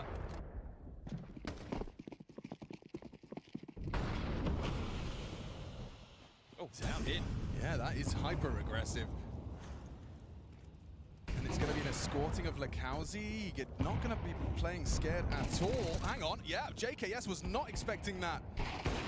Opening kill for the Brazilian side. Fluxo. They're surging. Hang on a second. Vexite's already asking questions of the site. Yeah, Odd needs to hit a shot. Decent will. Double kill. Bomb on the back of Regali. Art comes in from the coffin side. He might have it. He's missed his shot again. That's 2. Is it 2-on-4? Is this a conversation we can have? Yeah, Regali can re-smoke CT. Gets the bomb down. It was used at coffins. Okay, and now vulnerabilities of that banana. It's actually way earlier than they may be ready for. Zevi comes in, rounds the corner, and oh, nice catch! And a nice one back. Puts it onto Netic.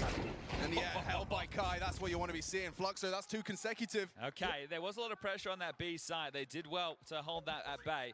But maybe a tactical timeout to be called. And I know it's early, but I want to make sure that we sow these seeds in case it does get out of control. The mental of FlyQuest is going to be the question, right? Because when you have players like Int and Vexai who have been here several times before, can they keep it together? You've been dominating. The scoreline, it's looking flush. You've already got 7 rounds T-side, Inferno, your map choice. Only a few rounds away from progressing at a major. And these type of frustrations is where the lid needs to stay on, right? It can't reach boiling point, not when you have this type of a lead.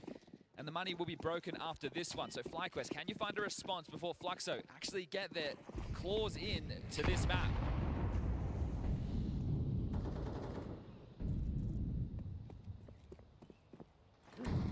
Prioritizing the AWP Regali. Setting him up, clear of the smoke. Vexai space. Oh, this actually might be a little too much for Zevi. There was no instant trade. Awkward now. JKS, he had to find that. Claws it back into the 4-on-4 and doesn't overcommit. Could have easily strafed into Kai's crosshair there. Instead, cools his jets into the 4-on-4. You need to take stock right now if you're FlyQuest and consider what utility you have. Smoke's on the likes of JKS as well as Regali, so that's an execute that can be lined up. Lekowski over towards Trash. He can sell mid, activate late once Kai gets contact. It's unlikely they Molotov him out, but there is one available, and never mind, he actually just gives the frag away. Inns was ready, quick reaction, puts it all onto Kai. Tugged on that mini pit, we need a multi here. Kai, what have you got? Nothing. Thanks to Inns, quick clear on the Galil, a double kill. Decent somehow finds Vexite. Does that draw you in now to go for this? Remember, those 2 rounds, they've got a little bit more cash to work with. They need more rounds, so this could be one that Art and Decent give a go. Okay, there's flashbangs present. Art looks like he's backing away, though. Okay.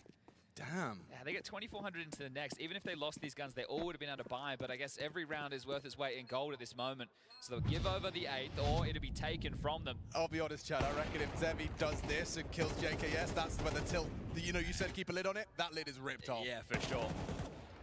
Important kill there from Inns, right? Lekowski gets one and even just buys time. The CT setup can rejig and it starts to fall a little bit flat there for FlyQuest, but they do recover. So 2 rounds straight from Fluxo will be responded to. There's 2 more in the half before we get to the break. And that was one of their more battered buys, right? It wasn't full. Had a couple of omissions within the purchases. But, and I can get everything that they desire. Okay. Well, I don't know what that is. But back in my day, there was a Fnatic smoke. I don't think it'll be that. No, not right.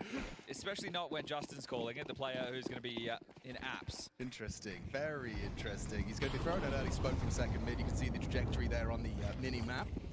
Just an early pressure on towards the A side. They're actually going for an apps walk. Zevi Kai with his forward apps set up as Vexite and Inns are partnered up to ask questions of that sandbag's position. We got Devil Walk in the green room. That's a position he knows very well. Containing second mid, while the rest of your team either works on banana or through the guts, is Zevi and Kai. Kai's starting to go looking in boiler now. Sorry, in window, excuse me. Ovos. Starts to peel back. So Kai's in a very